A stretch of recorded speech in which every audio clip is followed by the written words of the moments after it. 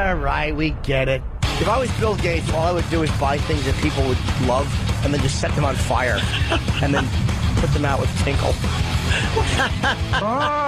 Your friends and family definitely need to call 1-800-INTERVENTION. Screw them. His friends and family? Who do you think he's drinking with? Exactly.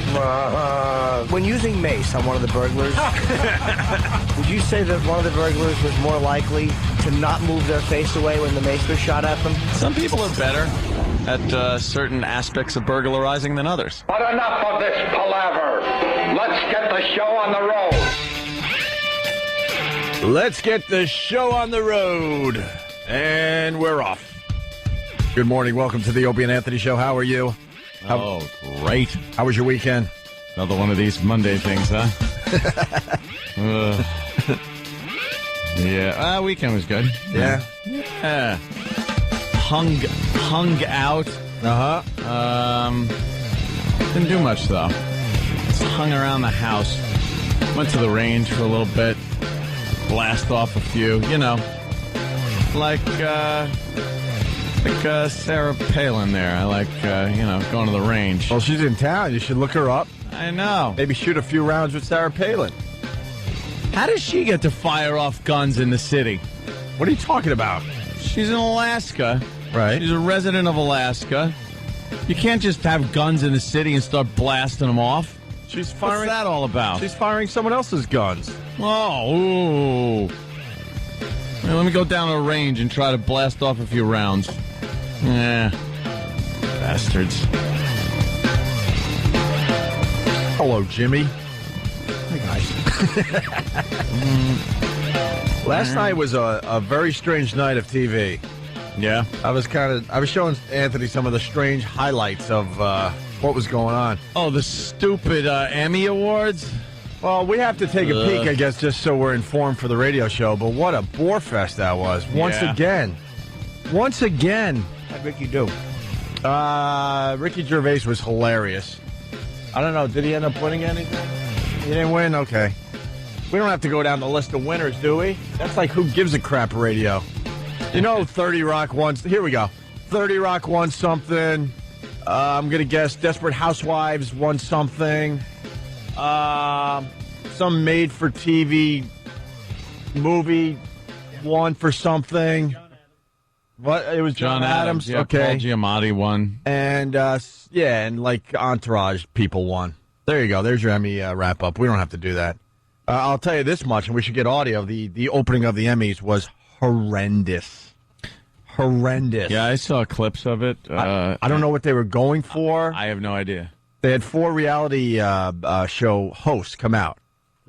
Ryan Seacrest. Who do you have? Heidi Klum. You had Jeff Probst and Howie Mandel. Right. And Seacrest, there were 5 of them. Oh, 5. And then Bergeron. Yeah. And then it looked like they wanted these guys to just kind of wing it, like they're doing a reality show. Yeah. And they just bombed horribly. Yeah, I don't know. Was it that they? Well, because that's good. Get them out there. Hey, your reality show host, get out there and just do it off the cuff. Yeah. Wing it. Yeah. Ooh. Didn't work out too well. It didn't go anywhere. My girl's like, "Are you getting uncomfortable like I am?" She had to hide her eyes because she gets uncomfortable in situations really like bad. that. So, and then later on, they had the cast of Laugh-In. Laugh-In hasn't been on the air in 35 years. Probably 40. Yeah. And whatever. Yeah, you're right. It is like 40 years, 68. We're doing exactly what I said we probably shouldn't do.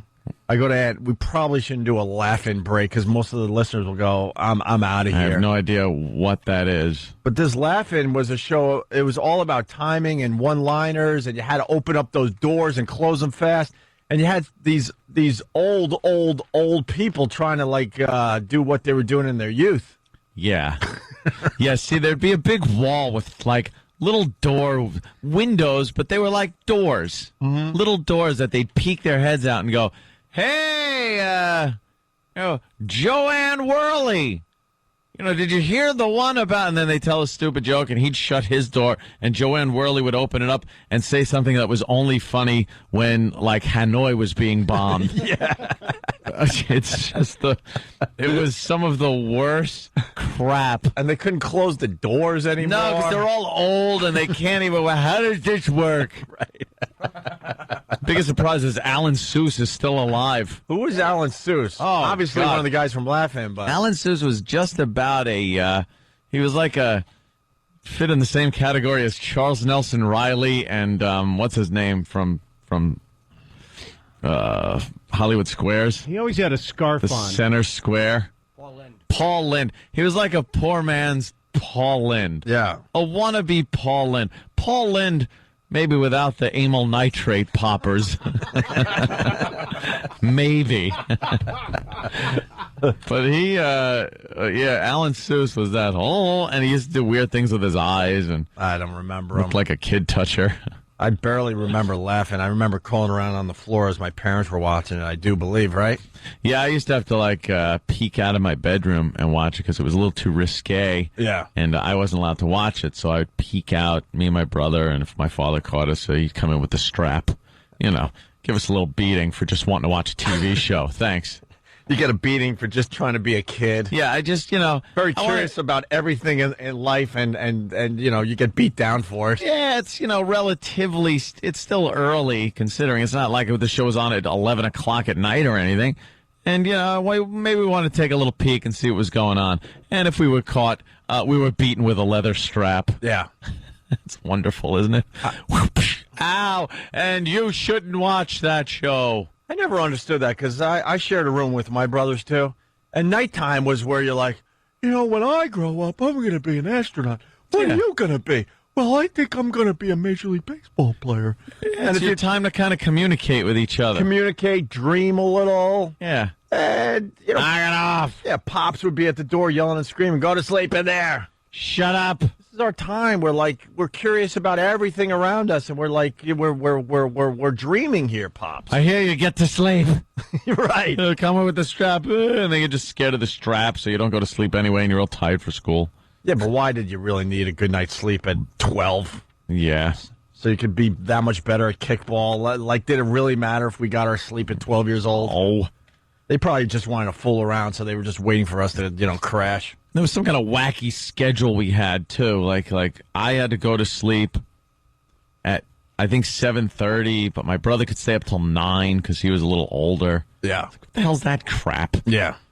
I'm being penalized because I'm younger. What do I need more sleep? I'm a kid. I could Right, I could friggin' go 5 days with no sleep. Just give me some candy bars. I'm good to go. So true. I'd sit there and, as I'm peeking out watching shows I'm not supposed to watch, I'd see my father on the couch. He needed the sleep. Not you. No, I'm fine. You wanted the run of the house at 2 a.m. Let's go to Rob on Long Island. Rob. Hey, morning. Yeah, am I mistaken? Did I hear Anthony say that his father would come out with a strap on if he caught them? Oh, damn! I might have misspoken, but I did mean just a strap. You douche! No, never a strap on. Why not? That would keep you would be quiet. Oh, no, you'd hear me in the pillow. Yeah, we'll get into that. We'll get into that in a minute or two. Trust me. We'll get into that in a minute. Well, he still wants to play Bernie Williams. Hey, Robin in Detroit, what's going on? Hi, guys. How are you? Hi, good. I'm on my way to the airport. Come and see you guys tomorrow. But anyway, the laughing thing, that Alan Seuss guy, did you notice that he must have had the AIDS because he had a big AIDS thing and he looked like he was going to die in about 2 days. He was the only guy there wearing the red ribbon, was it? Is that what I noticed? It was a big shiny ribbon, and he looked like death warmed over. I don't think that was AIDS. I think that was just real old age. I know the AIDS makes you look like you're older than you are, but that guy is old. Something tells me every friend he's ever had has died of it. So, right, he was wearing the ribbon. Yeah, he's all right. Thank you, Robin. See you tomorrow. All right, here's it's worth a play, man. The Emmys, they start with these guys, and we love Howie Mandel. We've had most of those guys on the radio show over the years, but actually Howie kind of almost saved the opening because he had a couple really good lines in there. but the rest of it was horrendous. You were waiting for the joke to start. You were waiting for where this was going. What was the big reveal? Something, and it never happened. They said there was no teleprompter. They had no teleprompters. Nothing was on them.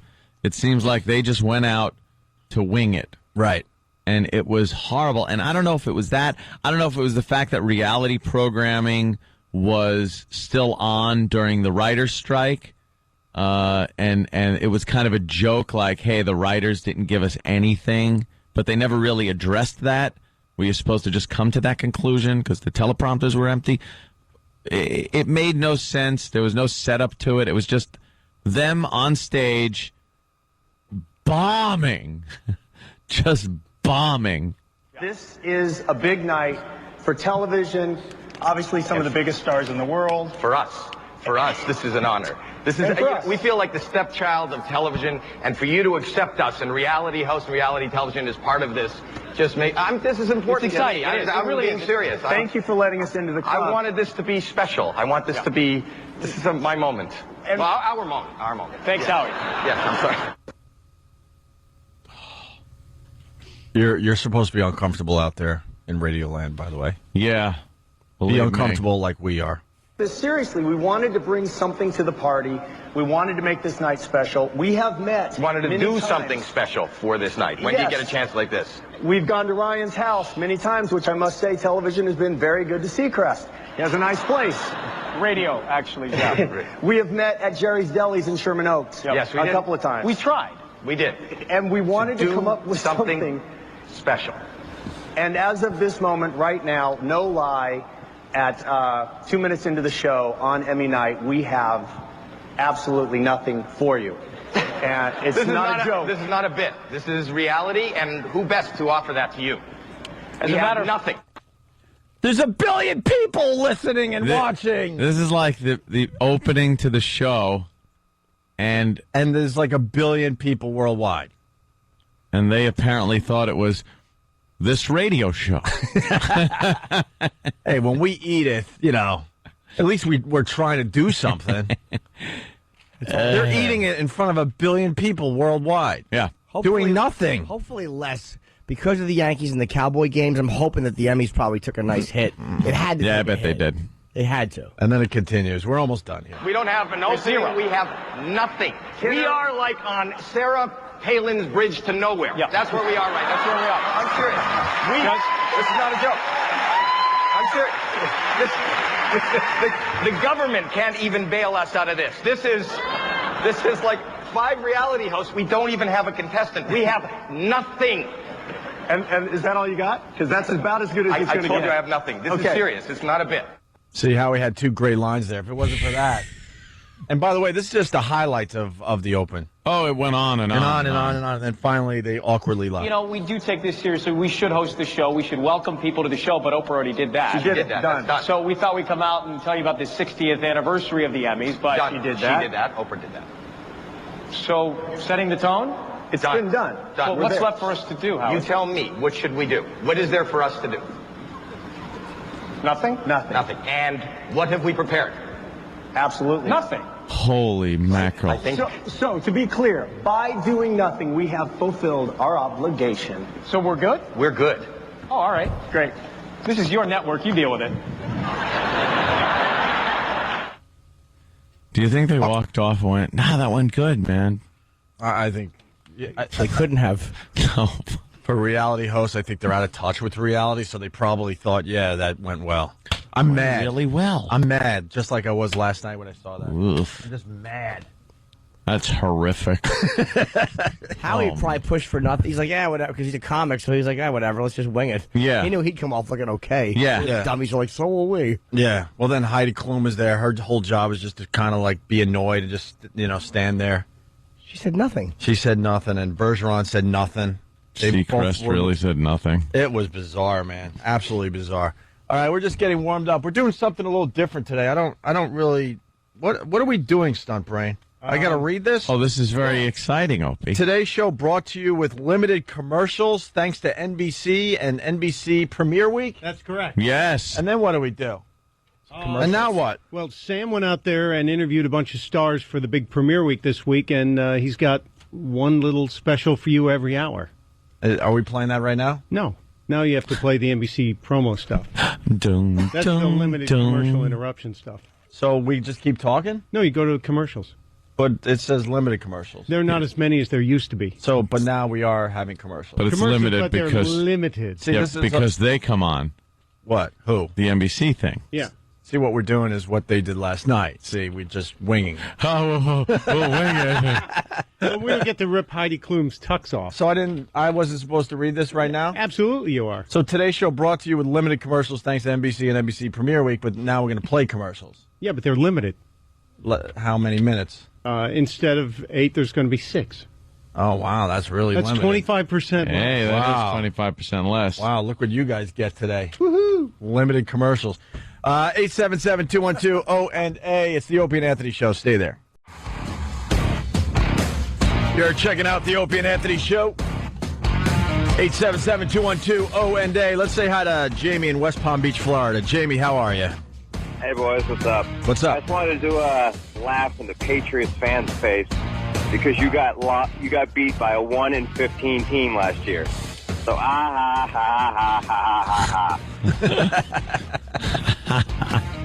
You got to give the Pats a break this year, man. They're in a tough spot there, Jamie. Yeah, that's it. That's all I got. Punching out. All right. Yeah, the Pats lost to the Dolphins, what, 38-13? Yeah. My God, man. And Dallas beat Green Bay 27-16?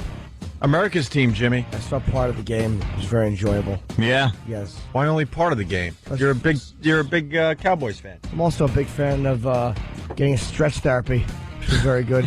Oh, I see. It's non-sexual, unfortunately. Completely legit. Bugs me. Wouldn't you want it to be a little sexual?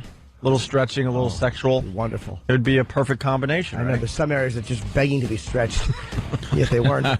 Stretched, unstretched, stretched, unstretched. Exactly. You can find Repeat. slapped, dabbed, and left alone.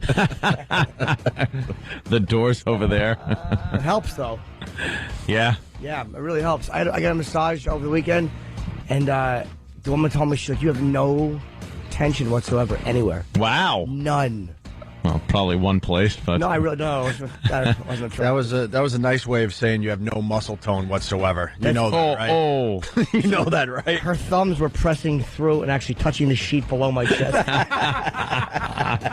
She's like, you have no body mass. you're a jellyfish. That's good news.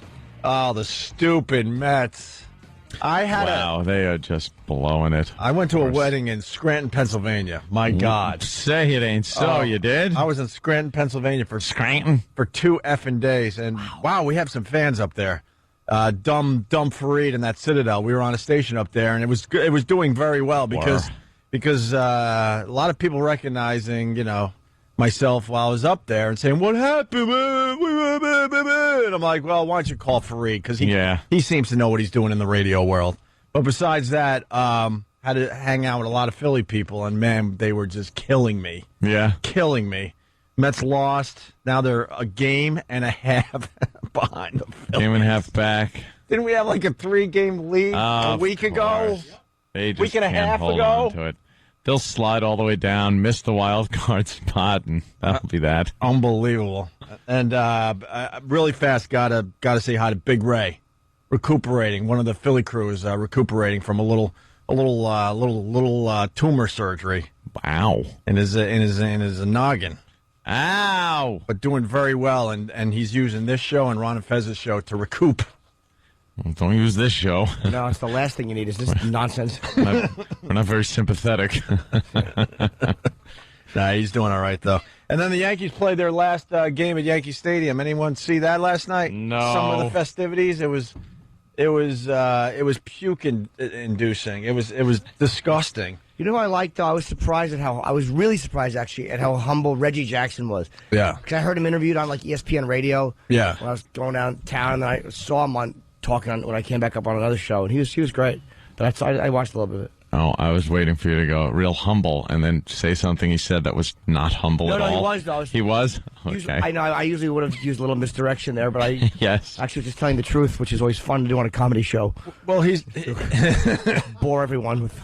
You know, Jimmy, he's humble because time's getting the best of him. People don't really know Reggie like they used to know Reggie, the younger kids and stuff. I was reading an article in the paper, and he was saying something like, you know, you tell everyone that you saw Reggie, you know, the guy that hit 3 homers in that World Series game, you know, Mr. October. Because I don't think, you know, time takes care of all that. Eventually, you know, they don't remember as much, and that's where you start getting humble, you know. Travis was saying that Travis wrote an email last night, so I quickly turned on the Yankee game. They were doing some weird crap, man. They introduced the starting lineup of the first game ever played at Yankee Stadium. Mm-hmm. The problem is...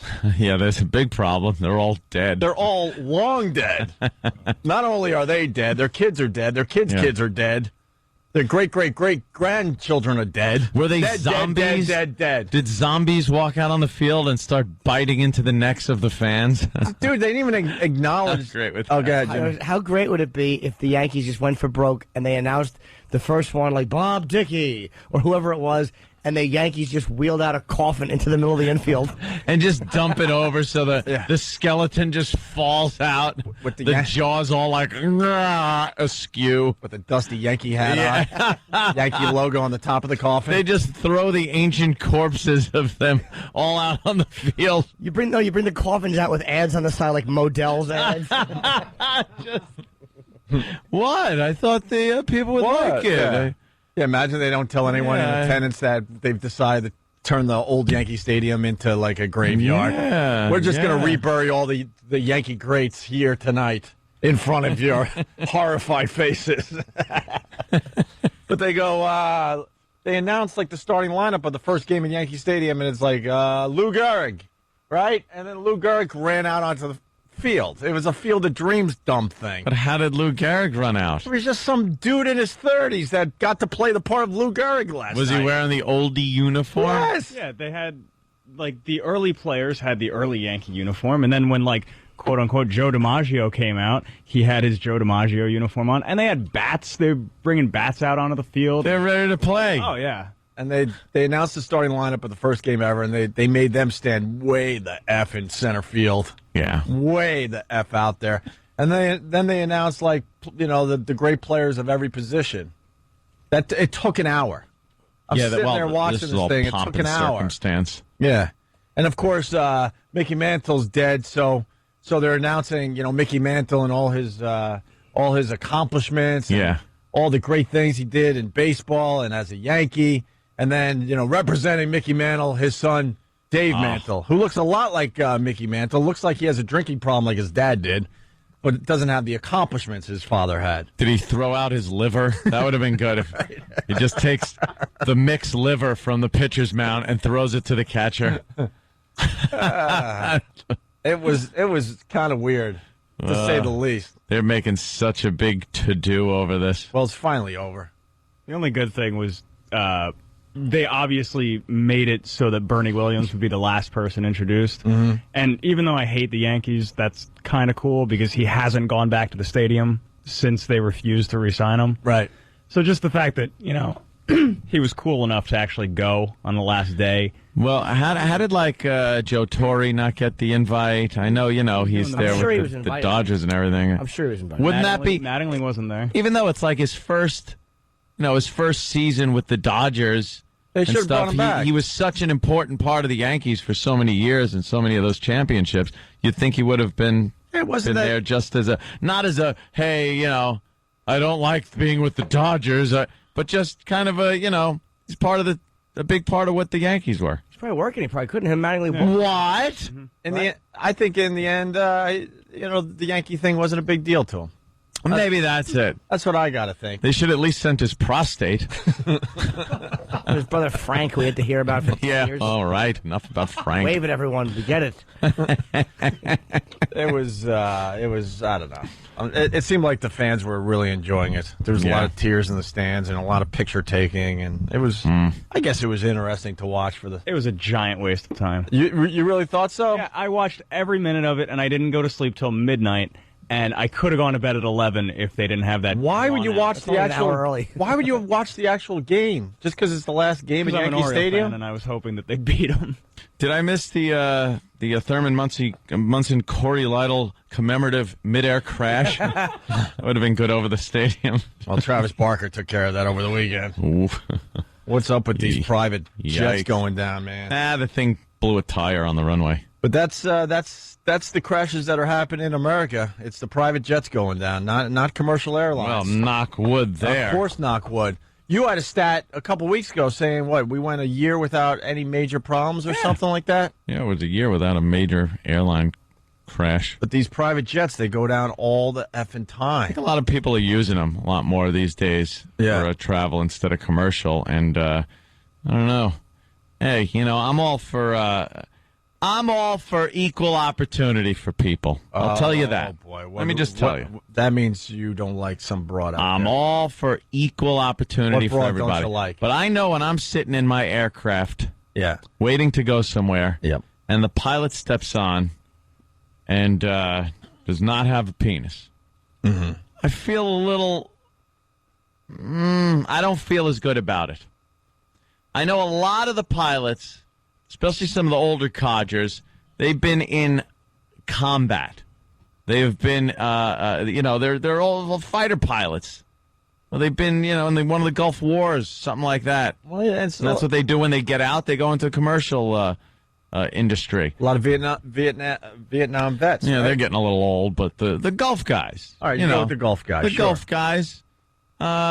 So I see in the paper it was her name was Sarah, I guess was Sarah was the pilot in this Learjet, and not that it was her fault. I'm just saying, like apparently the front tire blew out. They were doing about 97 miles an hour on takeoff, and boy, that's probably the worst time you could have a blowout. Just didn't have enough speed, too much speed to stop. Not enough to take off with, and it crashes. Yeah. But, I don't know. There's some people, when I see them get in that cockpit, I get the heebie-jeebies. There's people of certain, and call me ignorant, call me stupid, I don't care. But there's certain people of certain ethnic backgrounds that stereotypically can't drive, let's say. I don't like seeing that in the cockpit. But, it's a cockpit, for God's sake. It says it right in the name. But what was she supposed to do? What? Very good. Sorry. I don't know. I barreled right along. Goose that thing. As you were setting up a fine line. Yeah. But, well, if the tire is blowing, you think a male pilot would have figured it out? Oh, figure that out. He's flipping. He knows his tire's been shot out before. Yeah. All right. You Iraqi, I'm still taking off. You think he just yells, I was hoping something like this would happen. Thank God, some excitement for once. And he takes off, I've been barely bored clears with the trees. Regular takeoffs. Yeah. They ran off the runway, hit an embankment on a highway. Oof. Yeah, like that Concorde plane. And that tire blew, they handle that well. Ouch. That stupid French. Oh, You just look up, it's 100 feet above you on fire. Yeah. Never good. Well, what about this Travis Barker and this DJ AM, though, man? You heard what happened? The only reason they survived was because they were thrown from this thing. Yeah. On fire. Ow. Did they go into a tuck and roll? Because then I heard they started taking their burning clothes off. Well, after they were thrown from the burning wreckage when it crashed, then they're running, taking their clothes off, like Ann said. Yeah. And running away from the wreckage and survived this thing. That's unbelievable. I think your hair is smoking. You're at the desk going, I need a connecting flight now. You owe me. Just imagine that the first thing before any medical attention, you go to the desk and just start making a stink. I have to get somewhere.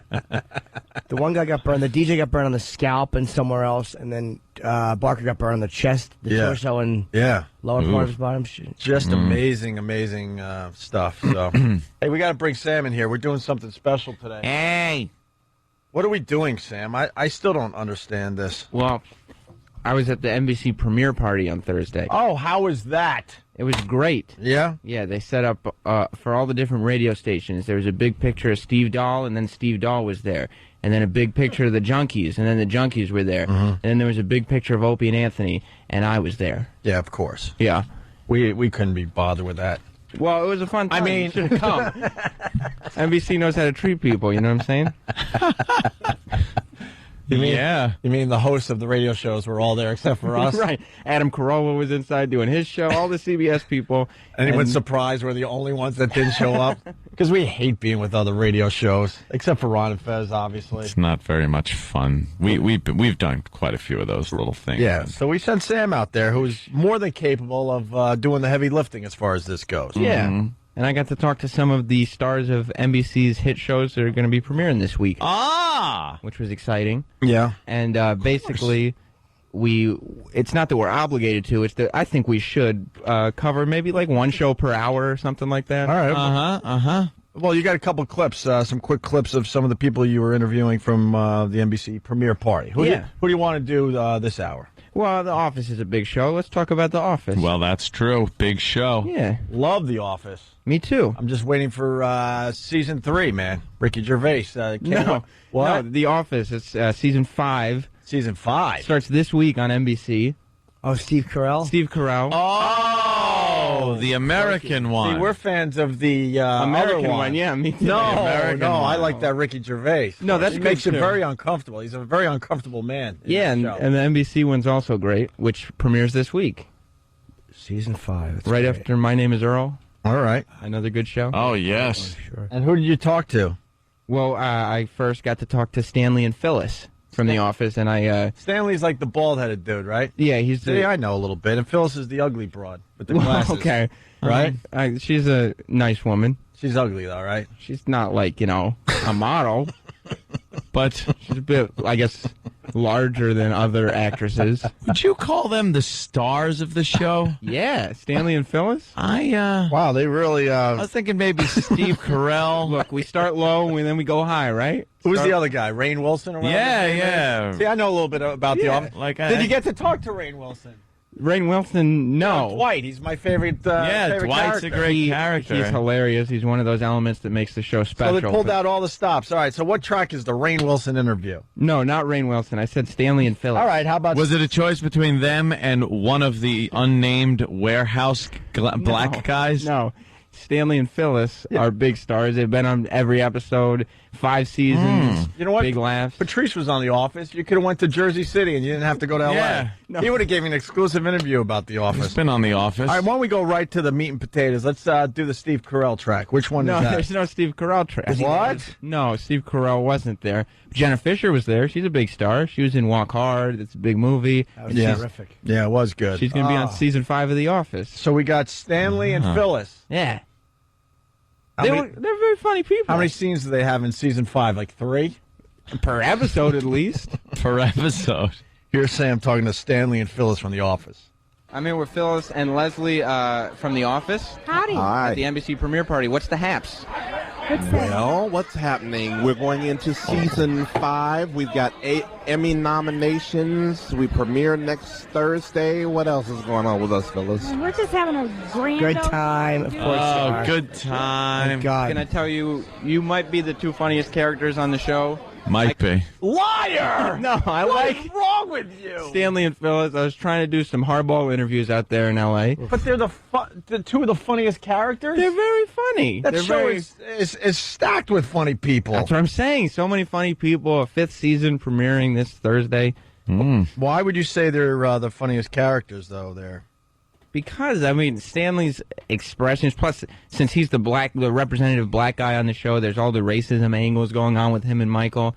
Very funny stuff. Oh, he's the black bald guy? Yeah. Oh, I thought he was the white bald guy. No. I swear to God. No. That's what I thought, too. I thought it was the big kind of soft-spoken, fat, white guy. And I was like, he sounds black when he's not on the show. Well, he is black. Oh. His real name is Leslie. Leslie, all right. Let's continue with this exclusive interview from Sam. I consider You say that to everybody. No, you can ask this engineer guy. I didn't say it to anyone else here. I consider you, both of you, the unsung heroes of the office. Unsung heroes? Unsung heroes? Dummy. It's sung. I have a weird accent. Thank we you. love you. Thank Love you. Love you. Yes, the subtleties are what it's all about. That's us. We're subtle. Yes. Listen to this. We used to think it was mute, but now we call it awful banter. This is why It's just horrible Everyone's banter. laughing and having a ball. Three friends having a drink somewhere. Well, this is what it was. It wasn't a media event. It was a party. Yeah, you guys are all having fake fun, just What do making you- believe you're all having a good time. Yeah. but Yeah. no one wants to be there. We're all excited about the 1 hour special of The Office coming up this Thursday night. I don't want NBC to be confused here. I love The Office. Yes. I just don't love course. doing these junkets, and that's why we sent you. I love the junket. So they're called junkets. You can take the audio and junk it. Aunt and I used to do this back in the day. We were go-getters. And then you realize, wow, these people have nothing to say. Yep. No, what are you talking about? Oh, I'm so excited. Oh, we won another Emmy. But did you hear- Season 5 has surprises. Having a good time. Having a good time. Yeah, Having a great time. great. This is a great time. No, they can't wait to go have lunch. Everybody was having fun. And you Can't wait hear to go get some martinis. Stanley was like, oh, you call it subtleties. I thought it was mute. Because he's saying... Right. Yeah, Exactly. Yeah. I got it. Well, the great interview with Stanley continues here. And Phyllis. Sam continues gushing about how great Stanley is about keeping a straight face. Yeah. 'Cause that's what he does on The Office. Yeah, he delivers those dry lines with a straight face, and they're all so funny. How many lines does he get a year? 5? A year? 6? It's per episode. He's a big player on the show. Yeah, you see him in the background a lot. Yeah. You're right. You see him in those scenes where, You're right. like Steve Carell Right. is doing something funny. He'll be in the background. He had a whole episode last season where he almost quit. You know what he is? He's like one of the sweat hogs in Welcome Back, Kotter that were in the back of the classroom. He's in the opening credits and everything. Yeah, I think Anthony's onto something. Remember Happy Days? They'd have to fill up those booths. with people. At Arnold's. At Arnold's, you He's one fill of up those the guys. booths. With, You know, Nobody had Dunder Mifflin's filler. they're and they're clueless that a whole play is being acted out in front of them. They're just eating their Yeah. hamburgers and French fries. Yeah, everyone else is talking really loud, Right. but you can't hear them. No. They do one-on-ones with Stanley and Phyllis. All right, let's- Do they? Storylines just for them. I'm sure you're really going to get into the important questions with Stanley from The Office here. The hardest part of our job is to keep a And straight Phyllis. face. Yeah. And believe me, some Can you days rewind that it's up? really That's hard. really insightful. I don't want to gloss over that. No, no. She really let us in on a little something. I'm unmasking Phyllis. Yeah, this was great. Masking. The hardest part of our job is to keep a straight face. Yeah. And believe me, some days it's really hard. Yeah. But what about the other days? It's really hard to keep a straight face. Of course, you're all laughing. Oh, good gravy. Some days it's really hard. You guys think she'll be able to keep a straight face on Thursday when it premieres? Hopefully, his Rampage is drilling his fist into it. Okay. the UFC tie-in. Really hard. Yeah. And some days we don't keep straight faces. We fall out in the floor. Yeah. I've often wondered if Stanley always has a straight face because he's very bored. Not always.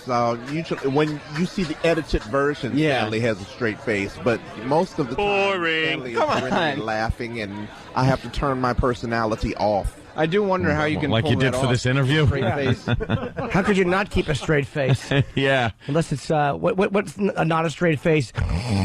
Our face is contorted with sleep. Boo. Personality off. I do wonder how you can pull that off, just the straight face. Low some of the fiber lines. diet. I see. Okay, well, that makes sense.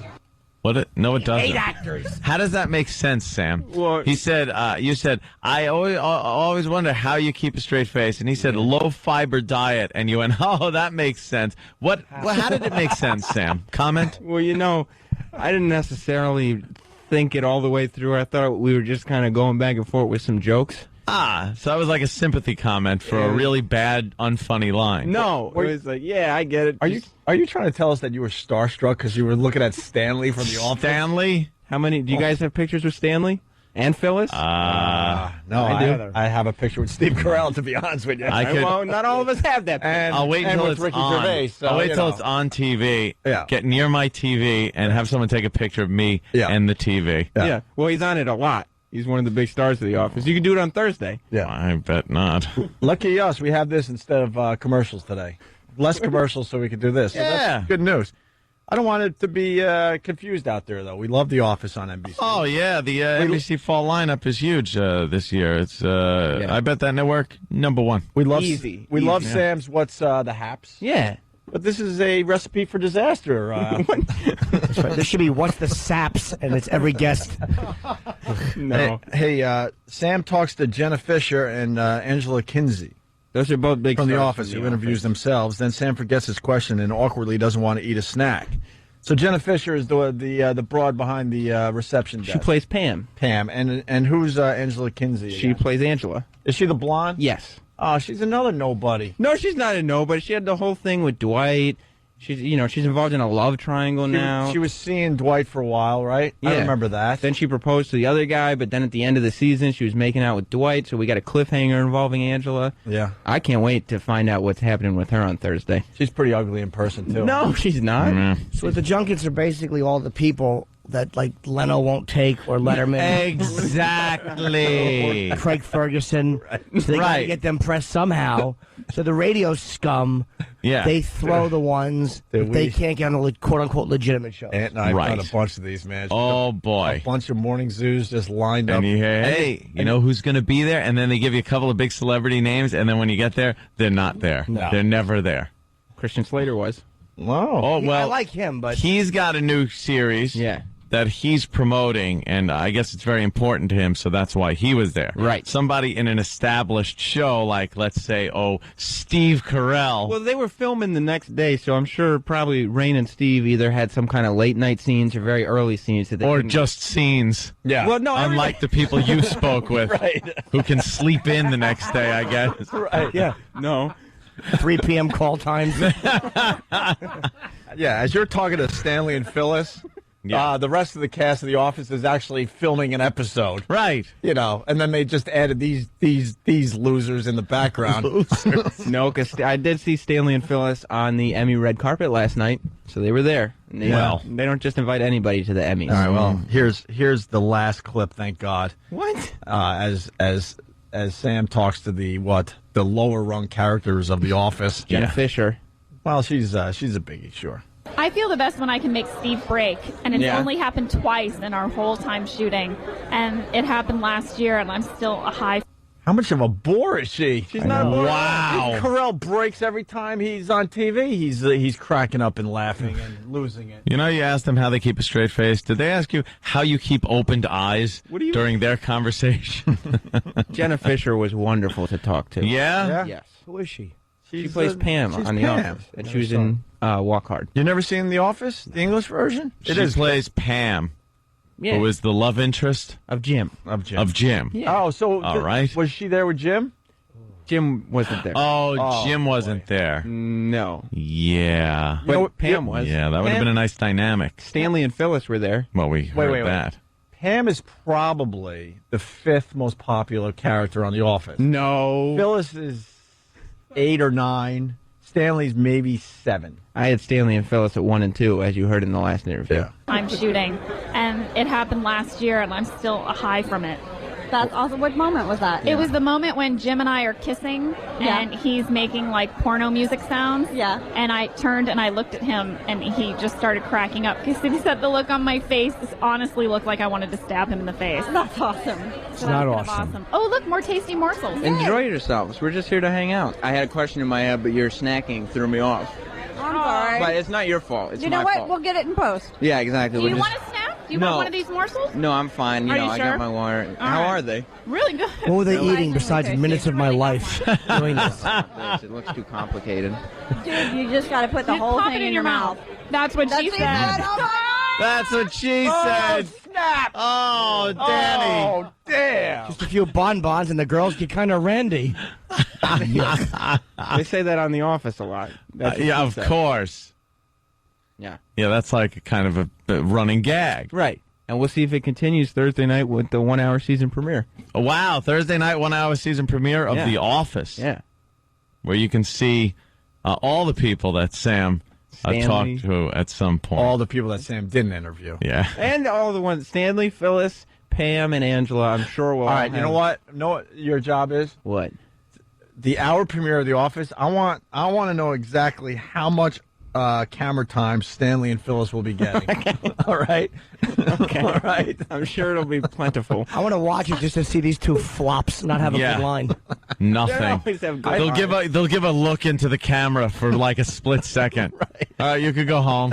You know what, Stanley? I want to see interviewed Stanley Kowalski and Blanche right after the rape. When Ant and I had to interview Stanley and Phyllis's back in the day, we would be like, all right, let's just get this over with.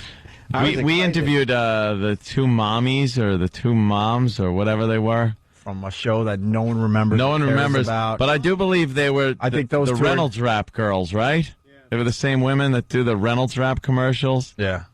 And now they're hooking on Sunset Boulevard at times are tough. and Sam, these interviews are bringing me right back. Yeah. I got to be honest. It was a good, exciting, fun time. For who? For me. For the people that didn't go. Okay. And isn't it nice to be young and eager? Oh, I know. And full of motivation. And with an afro. I remember those days. I remember being just like you. It's cute. Yeah. It's cute. Yeah. What was your opening line to Christian Slater? Did you go, so, no one's heard from you since True Romance. What's the haps? What's the haps? What's the haps? Actually, this new show he's doing has a lot of buzz, so that would have been inaccurate. Yeah? All right. Well, the last people you just talked to, I hope this gets better because that was What's the Craps. I think it wasn't quite up to par. I don't know about that. Well, that's not your fault. No fault of yours, Sam. Yeah, I don't think I'm a big Sam fan. I don't think Sam should get the abuse. He's doing No. his job. He was just talking He to can't help dullards. it. They're throwing crap at him. No. Here's crap. You know, sculpt something nice out of it. Yeah. Call it What's the Taps, because that's the music that I'll be playing. Yeah. That's what we're gonna do. What's the next interview later on in the show? I figure later on we can. How many of these do we have to do? God help us. Well, I think we should do like 3. You know. Yeah. We don't have to. It's just. Oh, what do you mean? It's just banter. This is great In-show stuff. banter. Well, which one are we gonna do next? The Biggest Loser. My name is Earl. We'll do Biggest Loser. All right, we'll do that later next hour. Thank you, Sam. My pleasure. I hope you enjoyed L.A. Ugh. Opie and Anthony.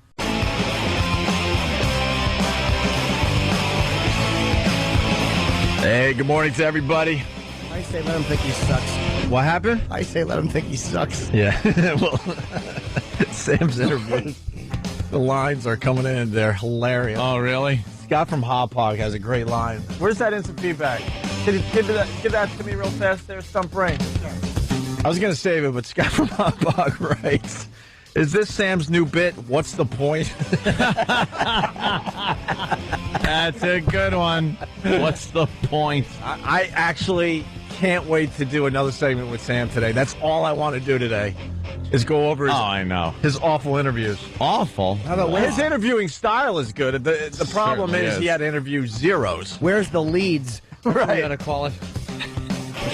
Eighth ranked players. Yeah. And this has always been my argument because they wanted to fly us out to L.A. and do the whole thing. And I did a little research. I'm like, all right, so we're going to talk to Steve Carell and Rainn Wilson from The Office. Well, not exactly. And I'm like, well, if it's not important enough for the stars of the show to be there, then why the F should the stars of our radio show be there? Why don't we have the zeros from our show interview the zeros from these big NBC shows? That's what they wanted to do. Send the zeros to us. Hey, there was another great line that we missed. We were talking about the last game at Yankee Stadium last night, and they brought out the original lineup of the first game. I'm not the original. They announced the first lineup of the first game. Does that make sense? Yes. At Yankee Stadium. I'm sorry. I'm all over the place. And they had like stand-ins Thank you. out. Yes. And dressed as those Yankees. And the line was, did E-Rock get the call to play Babe Ruth? Oh, Hoggy Boy! That's good. God, the listeners are the best. 877-212-0-A. Also, By the way, how funny was it when stupid Willie Randolph slid in a second and hurt himself? Why are you trying to have a moment, idiot? Just walk out there like everybody else. He hurt himself. Yeah, you didn't see that? No. He tried to slide in and just have a moment, and he hurt himself. Oh, good. What do you pull a hamstring or something, or a think groin muscle? He slid on it too hard, and he jumped up, and you can see he was really hurt. I was kind of happy. Oh, that's funny. Good. Dud. Actually, he wasn't trying to slide whatsoever, Jimmy. It was all the Mets fans in attendance throwing stuff at him. He had a duck. He has to be happy to be away from that anchor right now, though, because it's not his fault they're losing. You know he's rooting against them. He has to be. Yeah. We'll get the wild card. Oh, Billy. Hey, also for the hardcore listeners, we got the casual listeners. They don't even know whose voice is who. Sure. They don't even know what we do. They just tune in every once in a while. Occasionally they go, oh, that's interesting. Or Yeah, the doorman at my building. Steve, he likes when we just talk sports. please come in. He likes when we talk sports. Everything else he could give a crap about. But when we do the sports break, see, he's right there with us. Yeah. This is for the ones that like to dig really deep on the show. Intern Dave gets terrified on Opie and Anthony. The YouTube video is up for your viewing pleasure. There was a lot of pixelation going on because we don't want YouTube to yank the video. But basically, Intern Dave fooling around with Lisa Sparks, the porn star. Mm-hmm. And then we made Intern Dave believe that there was a jealous husband that came barging into the studio right in the middle of him having a lot of fun with her. Can we bring it up? Can we bring it up? I just Yeah. want to see something. But the video is up. If you go to YouTube, it's Intern Dave Gets Terrified on Opie and Anthony. All right? Yeah. Let's take a look. What's up? Just curious. Just, yeah, a little curious about something. What? Is it? Yeah, the web is slow. Slow, huh? More than slow. What happened, Jimmy? No, the internet is all screwy today. Oh, It's okay. really bad. Or people on Pal Talk that got the show for nothing are all upset. Oh, really? Well, of course they are. Why wouldn't they be? All right. Yeah, we got to address something. Anthony decided to spill his guts on the great Ron and Fez radio show. Ron and Fez show. For some reason, when Noon I- to 3 on XM, by the way. Yeah, Friday. We got done with the show Friday. And then it's Friday. Yeah. So hang out a little bit with the Ron and Fez stirs. Yeah. And then I get on there. You know, you start talking with Ronnie and Fez, and Dave is in there and everything. And you know, you just start spilling stuff out. Well, what's amazing is, like... I didn't mean stuff. I mean beer. Yeah. They spill it out into my mouth. Well, Ronnie, you know, he makes it very easy for you. There's beer there waiting for you. Yeah, you have a couple of beers on a Friday, you know, and then you start opening up about things. And we have to talk in code. About things. There's the things. Oh, Two wow. big things. Lovely things. Oof. Here goes. Oh, you missed it. Look. Yeah, he hurt himself. There's Willie sliding into us. Yeah. All right, hey. Stupid Willie. So, but what I don't understand, I'm sitting there at home listening to the whole thing, and it was great radio. I can't deny that. And I'm sitting there going, why wouldn't Anthony want to do this on his own radio show? Why? I do. Like when the whole relationship with her, Jill, started, you broke the news on Laszlo's show in the middle of the night. I'm like, why wouldn't he do it on our show? And then all the controversy of the breakup, I'm like, why wouldn't he do it on his show? I have certain inhibitions that go away with alcohol. It's not really an odd thing. It happens to a lot of people. Stunt brain, go get some alcohol immediately. See, that's just it. I can't drink this early. Immediately. I cannot drink this early. I'm like, this is great radio, but after all these years, you would think he knows how to do, radio. It's one of those things. Like I said, the inhibitions kind of slip away a little bit. You're willing to talk about a little more. That's how people get laid in bars. Right. It's the same principle. And for the last month or so, I've been trying to push you and nudge you a little bit. Yeah, I've been taking my time, waiting a little, letting time go by.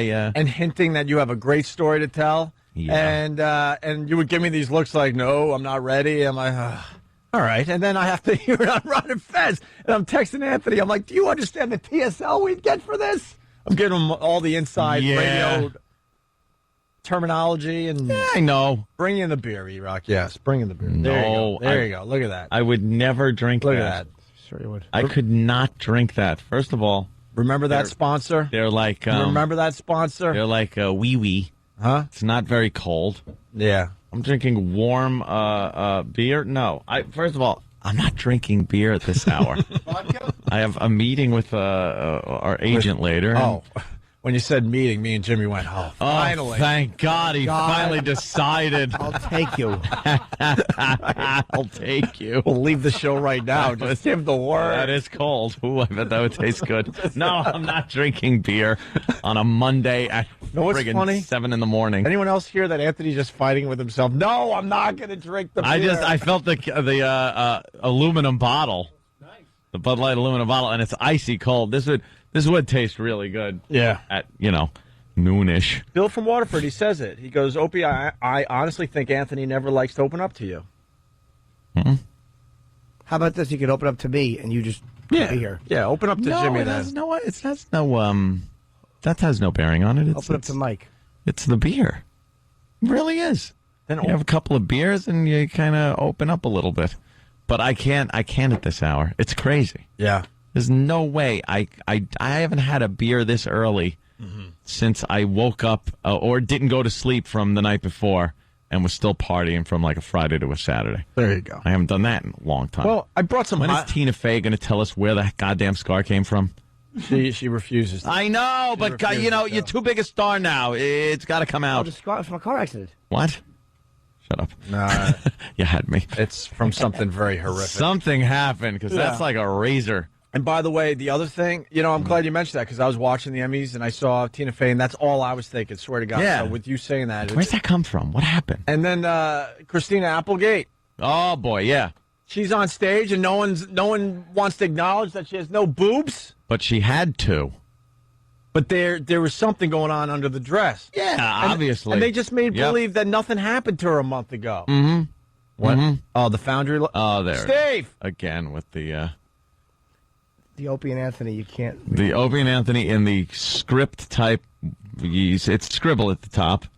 It's hieroglyphics. Steve, what is it going to take for you to understand we don't want the effing Foundry logo bigger than the Opie and Anthony logo? What is it going to take? Seriously. Because now it's getting stupid. I didn't make it any bigger. I didn't even do that. All right. It's your website. I'll make it smaller. We've been telling you for months. Opie and Anthony is the big get, not Foundry. And the font, or it's a little hard to read the Opie and Anthony thing. It looks like scribble, and because the Foundry thing is such block letters and it's very easy to see, and we'll change the font and we'll make it smaller. You've been saying that for months. This is getting stupid now, Steve. That goes It really is. It's getting stupid now. That goes about 4/5 of the way across the screen too.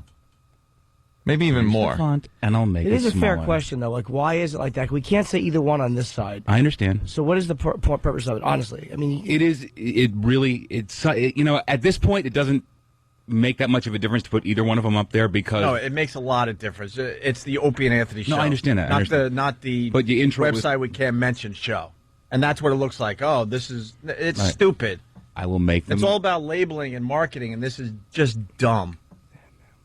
I will make them smaller. I mean, and more noticeable. You said that already. That Opie and Anthony font I don't believe is anything. Yeah, the Opie and Anthony thing is some kind of script thing that who knows what that is. I don't even believe it, Steve. You've been saying that for months. And once again, this is the latest video, and it's a big effing logo for your website. But it's stupid. And we've been telling you. A lot of people are going to see it. It'll be on a bunch of different websites, and it's going to be very with clear. Opie and Anthony too. And I love you, man, but I agree with him.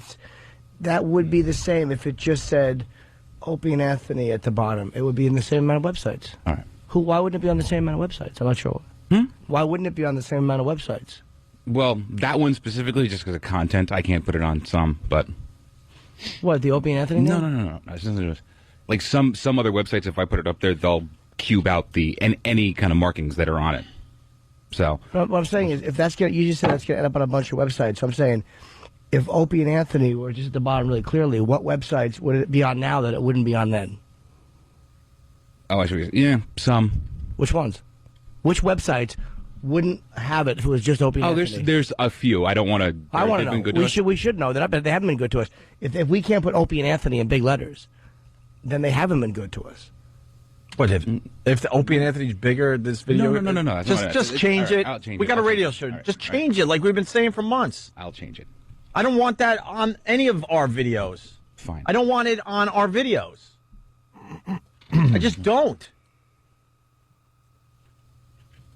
Any other big show, or they don't have to mention a website to have their videos places.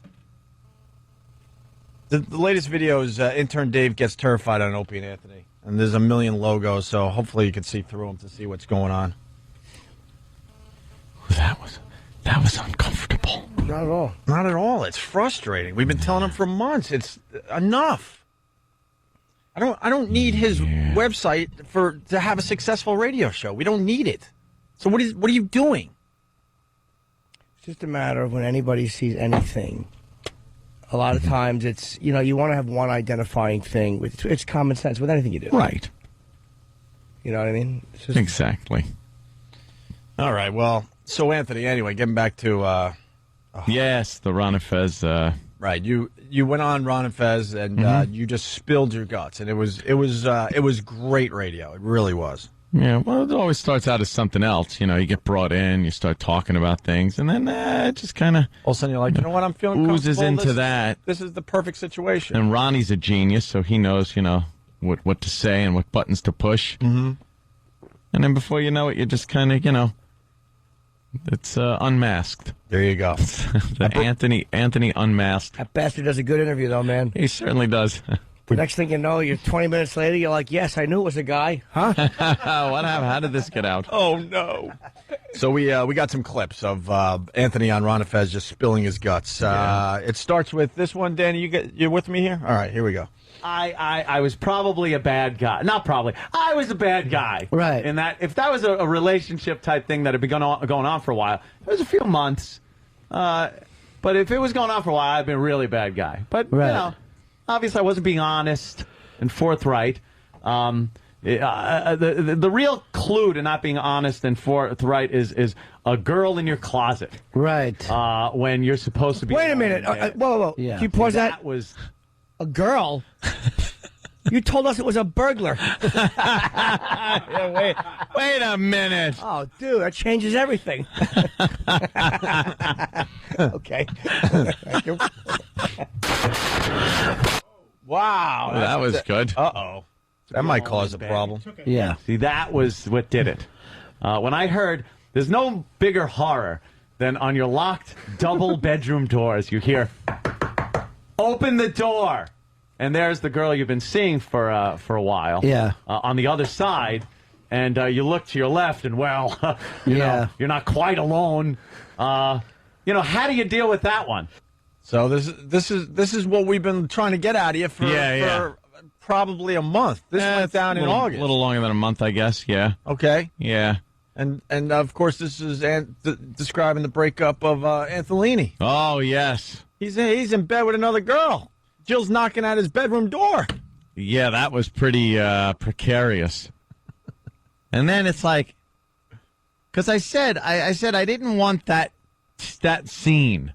I didn't want the scene of the girlfriend walking in, and there you are in bed. Because it reminds me of every bad movie, soap opera. Oh my God! And then you're defenseless because you're nude. So like I had to do something. So I couldn't just open the door. So I was just like, what? Whoa. Like I was tired and hungover from the night before. So I'm like, what? Wait. Hold on. Yeah, I'll get this. In the meantime, it's like, all right. Oh, hell, what do I do? Were you panicking? Yeah, it's panicky Pete. First thing, all right, get dressed. Because you never want to be fight as a naked guy, fight guy. And then, of course, the young lady also, her clothes were in the closet. It wasn't so much a hide in the closet thing, because I knew the jig was up. That was it. And no, I wasn't sleeping with somebody. Wow. No, it was get into the closet. She decided to get in and get dressed. That's where the clothes were. Jill had her suspicions, obviously, because didn't she go home for the night, and now she's coming back nice and early in the morning? Yeah. She must have had some kind of suspicion. Well, yes. That she wanted to check on. There were suspicions. There were things. She had taken my Escalade. After that. That was after the whole shenanigans happened. But she showed up and knocked on the door. I opened it. She walked around the room a little bit, opened up the other closet. Yeah, there was no one in there. You know. And then I thought I was in the clear for a second. I actually thought to myself, oh, good. Just one closet. This is Ann continuing on Ron and Fez. So she voluntarily went in the closet. I have two of these big walk-in closets in the bedroom. One is supposed to be for the girl, one's for the guy. And she went into mine where the clothes were. Of course, the girlfriend at the time, she opens the door of the girl's closet. There's no one in there. I'm not crazy.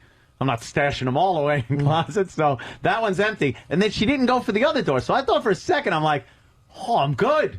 She's not going for that closet. So she continued, talking a little and getting mad and everything and what's going on in here kind of a thing. And whose bra is this thing? Right. But I have an excuse for everything. But you didn't think you'd start walking down the hall? No, because I didn't want to...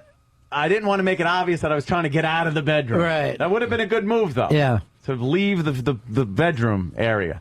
But then then I saw her heading toward the other closet, and I just went, okay, this is it. The jig's up. Right when I saw that the hand hit the knob, it was all slow motion. No! And it opened, and I just saw her face. She went like, oh! And then she picked up her camera phone and snapped a picture of the girl in the closet. She was dressed and everything. For the website? Yeah, for the website. Here's what's new in our relationship. Wow. Unbelievable. Yeah. Now, knowing a little bit about you, I can't I can't sit here and claim I know a lot about you. You were probably relieved. It was kind of, now I don't have to think so much about what I'm going to say next. Right. You weren't hoping to save the relationship with Jill. You knew you wanted to move on from that. No, it's just very hard to actually... You just didn't want to end it the way most people do, by saying it's over or, right. Giving them a phone call. You know what the other problem is? My stupid family. Oh, God. Yeez. Because they, she's fantastic, Ro. We all said it, though. I know. And we I'm said not, it. We did it to you as well. Everyone, everyone likes her and everything. And, that's fine. I'm not saying anything like that. I'm just saying, You started believing the hype around you? And then I'm like, I was kind of stuck in the hype a little bit, so it prevented me from doing what I should have done, which is, I guess, be honest, go up and say, look, it's this way. I've been in relationships for so long that I'm kind of trying to, wean myself off of them here. Yeah. And I find myself, I'm right back in. Yeah. So, instead of doing that, I decided to go the other route, which is, oh my God, what's this girl in the closet? I'm one extreme or the other, I guess. You didn't want to be in that situation, but you're also relieved you were in that situation. Yeah, there was an element of weight being lifted off my shoulders. Right. Yeah. All right. And it continues from the Ron and Fez show with Anthony. And, so that happened. And then there was a little discussion, a very brief, how long have you been my boyfriend, was the question. And then the answer came out, and, that made a big to-do. A big to-do. Yeah, it did make a to-do. Whew, that was one of those, Now I'm like, hey, what do you want from me? Now they're just discussing things amongst themselves. Hey. I'm like, you girls talk. Now you're out of it. I'm gonna go grab something to eat downstairs. Yeah. Were you hoping that there might be a little threesome happening? Yeah, at that point, I think the chances of that were pretty slim. Slim to none. Imagine being a guy in that situation and going, hey, look, since we're all here in the same room, I know there's a lot of anger in this room. And there's anger. I think there's a way we could probably deal with it. Right. That would be pleasurable to everybody involved. Why don't we have a put the gun down? Put the gun down. But But you did do your part. You made the introduction. Yes, I made the introduction. Ooh. My word. And then she marched out. Yeah. Then there was there was a walk downstairs, and then of course Did you chase her? Danny and Marissa were asleep on the couch. Yeah. Asleep. They weren't asleep. Danny was up, going in his head. Oh, boy, this ain't good. You could have given me a heads up, you son of a bitch. She was right at my door knocking. You could have been like, Anthony. It was much too late for that. Text me. There was no way I would have beaten her. Something. Or how about feigning an illness downstairs? Oh! I just figured I could just stay on that couch, and as long as I had my eyes shut, everything was just going to go away, and I'd be fine. You needed an escape. You need like an escape ladder, like a rope ladder. Yes, that was brought up. Oh, it was? Yeah. Okay, because you go down the ladder, then go in the back door, make believe you're sleeping in another part of this huge house. I'm all bent up. I slept in a chair. It sucks. So did Danny you follow her Marissa on the downstairs? couch. No, it didn't get downstairs yet. Let's see. Yeah, okay. Walked downstairs, followed her downstairs, big to-do, and she was like, I just want everybody out of here right now. And I'm like, it's kind of my house. This place is mine. Wait, she wanted everyone to leave? Yeah, she wanted Danny everyone out. And baby girl. Yeah. And the girl you had. Right. Everyone out so we could, talk kind of a thing. So I'm like, that ain't happening. I knew this situation wasn't going to end without that happening. It was just going to continue and probably escalate, because now she's accusing, Danny and baby girl of conspiring. Conspiring, yes. Right. That's the word I was looking for. Right. So I was like, all right, guys, take off. I'll give you a call later. This has to be, discussed. It was discussed for maybe 5 minutes more. And then she hopped in my Escalade and drove away in my car. Well, the discussion, was it cordial?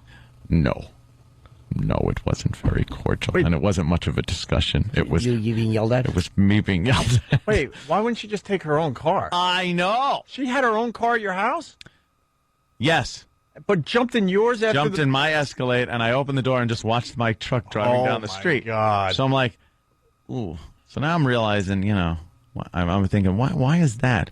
So then I realized the next day why that was. And we'll get into that after the break? Sure. We'll do that because we're running a little late. So Yeah, Anthony spilling his guts on Ron and Fez on Friday. It's some amazing audio. We'll continue with the audio after the break.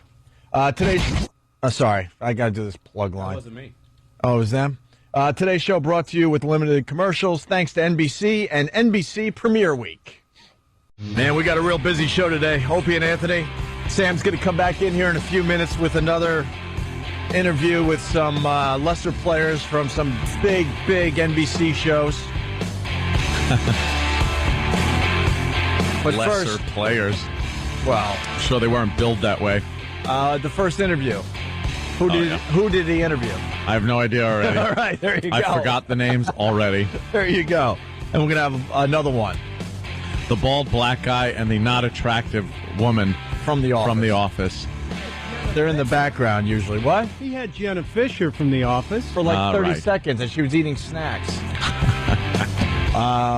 And also we got some highlights from Anthony's appearance on the Ron and Fez show. It was a great appearance, Ant. I was home with one eye shut. The other eye was half shut. Oh. A massive hive on the back of my head. I was just hiving all over the place listening to you on Ron and Fez, and it was great. It was great radio. And you finally spilled your guts about the whole Antolini thing, the breakup. You really got into the breakup and how it all went down. Just before the break, we kind of did the big setup. She came back to the house, went up to your room. Your doors were locked because you're in there with somebody else. You try to hide the girl. Well, I wasn't really trying to hide the girl. It was just the girl had to get dressed and was in the closet, and then you can't just walk out of the closet Yes, you can. You can't just walk out. But while she was in the closet getting dressed, you figure, well, maybe. I was hoping, like, maybe I'll skate. Maybe I could skate this if she doesn't Maybe go I'll skate. poking around. How much were you hoping? Can you come downstairs? I want to talk to you. Without even... Well, see, that was another thing. I didn't want to go down there because, like I said, Danny and Marissa were down there, and, I didn't want a big scene in front of them either. Why not? I don't know. Coins to yourself. It's embarrassed. It's too. It's too like. Who wants that? Well, so then you had the big blowout. She discovered that you were kind of seeing another girl. I guess, right? Seeing. Yeah, Okay. Having relations, doing things. And right before the break, we left it where she got all the info she needed. And grabbed the keys to your Escalade, even though she had her car there, and took off with your Escalade, and you're sitting there going, why is she taking my Escalade? Why is my truck driving down the street? Her car's here. I don't quite understand. I just figured it was something, girls do when that happens. I don't know. You just run off with the guy's vehicle. Why? I don't know. It's in every country song. I don't know. And then you beat it up with a bat or something. I just assumed. I was thinking, all right, should drive it fast or take it out on that instead of me. I don't know. I didn't know why she was doing it. Just drag it along the guardrail on the Long Island Expressway. Yeah, something like that. It came back was it either the next day or the day after that? So it was gone for a couple of days. I had to drive the other car in. Well, thank God you have like 5 cars. Oh yeah, I'm a regular John McCain. 13 cars. No, so I had to drive the other vehicle into work and stuff. But then when my Escalade showed up, I wasn't there. I wasn't home. Right. I believe, Keith showed up later on. But do you have a clip about that? Yeah, I actually do. Oh, okay. You hinted at this for a while. And I we, did. We finally get the info out. So a couple days later, I guess Jill came back to your house with the Escalade, and I'm assuming she came to your house to get some stuff, get some of her stuff maybe. Yeah, that's what I assumed, too, because it kind of did make me a little leery that, okay, she's got my Escalade keys, but also on that keychain are my house keys. Yeah. So that kind of got me like a little, ooh, okay. But I'm a very trusting fellow, with certain things. Right. Well, the story continues as Anthony told it on Ron and Fez. Well, there was some complications afterwards. All right. Because she took off in my truck, which was odd, because her car was there, but she took off in my vehicle. Too bad you can't cancel a truck. Yeah, I tried. Hello, GMAC. I don't want this lease anymore. Hello, OnStar.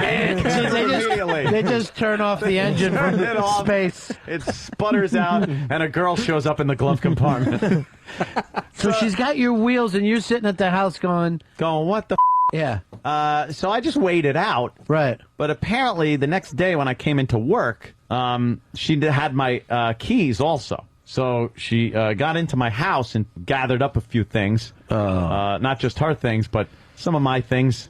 And the girl in the closet, her stuff was there. Her clothes and stuff was in a big duffel bag. And, I got to tell you, I got to thank the guy that built my fire pit in the backyard, because that is a sturdy little sumbitch. It held an entire duffel bag of clothes on fire as they burnt to a crisp. All that was left was maybe a zipper, some rivets, and a lot of underwires for bras. Yeah. That's just insanity. Those all got you're burned. a crazy person at that point. That is crazy. That's scary. Well, that's that kind of stuff you see in movies or, Right. You read about, things like that. It was a little... You don't think it's actually going to happen to you? Yeah, but you could definitely... That was the result of a woman scorned. Right. Kind of a thing, and perhaps I should have changed the locks. Mm-hmm. Perhaps I should have moved the clothing. Broken up first. Broken up first. Avoided all this. Mister, I don't like confrontation. Hey. You know, the little things you could have done to make a difference. I could turn around and say crap about both of you. No, I'm not even saying it's wrong. I'm saying to avoid a police. Yeah, I know. Thing. That's what I mean. But it's not. No, it's not a judgment. It's just like to make life easier. Just end the relationship first. I mean, it's difficult though. No, it sounds easy, but I don't know. Yeah, you're talking to a guy that I'm sitting across from right now. That's, I don't know. Relationship could be over for years, and there's still something like and how about you just how many times did I say that? How about you just break up, Ope? Anthony brings it up. That's where him and I are similar. I was in a relationship for years, and I was after he was out of a relationship, I was like, why am I still in this relationship? Why don't I just leave this relationship? Yeah. That's where we're both very similar. Why? It would be so much easier. I would have been happier. Yeah. I stayed in a relationship years more than I should have. That's what I've done my whole life. You know what? I think there's a lot of guys just like you and I out there doing the same thing, though. It sounds easy to go, well, relationship's over. All right, let's just end this thing. Yeah, just end it. But there were a lot of extenuating circumstances that made it very difficult for me to just say, look, it's like this. Very difficult to do that. So I heard that Keith pulled up to your house. I think you were still working. Yeah. I wasn't at home going, hey, the lighter fluid's over there. Yeah, this is what I heard. And, and she was pulling out now in her car after bringing the Escalade back. Kind of gave Keith a, hey, hi, Keith. Hey, how you doing? Just getting a few things. And she takes off. And Keith related that he saw smoke coming from your backyard. Yeah, so Keith ran into the backyard. Where is this true? Yeah. Okay. So Keith runs into the backyard to see that the fire pit is full of clothes and... Because being on the other side of this, the rumors that were swirling around this whole thing were pretty good. Oh, I'm sure. But so this was truth. Yeah, Smoke that's coming how from the that backyard. Happened. Smoke, fire pit. She's taking off in her car. Keith's like, what's going on? He knew something wasn't right. Yeah. Sees the fire and runs back there. So wait, you have this happen and then you leave your house so the other person can come back? I'm boggled. Did I leave? What? No. Where were you when the clothes got taken out of put in the pit? Oh, I was doing the show. I had to do the show. Oh, and you would have had to leave Keith there or change the locks. Yeah, Keith couldn't get there immediately. Keith got there as soon as he could, because he works too. Where was the girl? Not at the house. All right, because I'm saying that would have been an ugly. Yeah. No. She stayed somewhere else because I was like, yeah, you don't want to be here if she winds up coming here to get her stuff or anything like that. So yeah, the house was just open up for pickings. Wow. You're lucky that's all that happened. Yeah, no kidding. Well, yeah. That's why, Who was the one that burned down the mansion? Left Eye. Left Eye. Left Eye did it. Left Eye burned down. Fiddy's chick, right? Fiddy's blaming something. him, but... Yeah, something went on with Fiddy and his one of his... Yeah. Jared in Boston. How are you, Jared? Hey, guys, pretty good. Anthony, I seem to remember when this whole Antolini thing was being forged way back when that somebody warned you that she was a little crazy when things went wrong. So it's not like we didn't know this wasn't coming. Who warned me that? I don't know. I seem to remember a caller saying something about a member being glued to a hockey player's leg or something like that. Oh, yeah, there was a story that was told back in the day. We didn't know if it was true but or it not. was, yeah. Didn't know if that one was true, but hey, who knows? I don't consider closing the fire pit to be that nuts. No? Nah. Look, you walk in like... It's not like you found something. You walk in like that. It's but the girls' clothes? Yeah. I got to tell mine. I got to tell you, it's a little scary. It's a little creepy. People pull pistols for stuff like that. It's a little creepy, to be honest. I would have burned mine. Yeah, it's better that you I understand someone felt scorned and all, but that's like that. I don't know. That would wow. I could see myself wanting to do that. Really? Oh, without a doubt. All right. Anthony's spilling of the beans continues. He did this on Ron and Fez on Friday. And then some of my stuff disappeared, and at this point, I have money in my pocket. I am to pick up dry cleaning and a camera and drop that off, and then I could get back the rest of the stuff I have. I've been paying cash for my tolls because my Easy Pass is gone. There's a laptop computer that seems to be missing, and for a while, she was in possession of my pistol license. Jeez. Whoa. Which I needed to go and because I had just bought one, and I needed to take down to the police department to get it registered. And if I didn't have it, I probably would have been up on federal firearms charges at some point. But, so I got that back. Oh, it got a little wacky there, Ronnie. Yeah. She didn't, obviously didn't futz around with the any of my firearms, which is good. But a little piece of paper that entitles me the right to, possess said firearms. Well, what happens? Took that. Well, what happens if you don't have that for real? Like, can't just say that someone took it or it's on file. I would have gone down to the police station and said, I need another license. It got lost or stolen in a or fire something. pit. Yeah, in a fire pit. But the thing is, I had like 2 days left to take one of my brand new guns down to the precinct with my license to register it. So I wasn't able to do that without the license. So how'd you get the license back? I just texted and said, look, I need that. I need that. So I really need so she that. goes, all right, I'll give you that, but not the rest of the stuff. Yeah. Wow. So it was kind of how hijackers let out a couple of hot women and children and the sickly out of the plane. That's pretty much what that was. But it's like, oh no, we're keeping some of the strong men in here. Wow, no kidding. Yeah. This is really, really interesting. So there's still a couple of things that are up for grabs. And then there was a big discussion as to, on Ron and Fez show, as to whether I should go over there and face-to-face give her either the clothes, the money for the dry cleaning, the camera, or the money for the camera, and get my stuff and have this psychobabble word called closure, which I don't see the point in.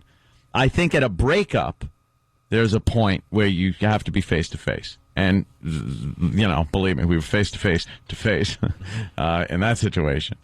But as far as a hostage exchange with clothes or anything like that, even when, my last ex with Melinda, I wasn't home when she came to pick stuff up.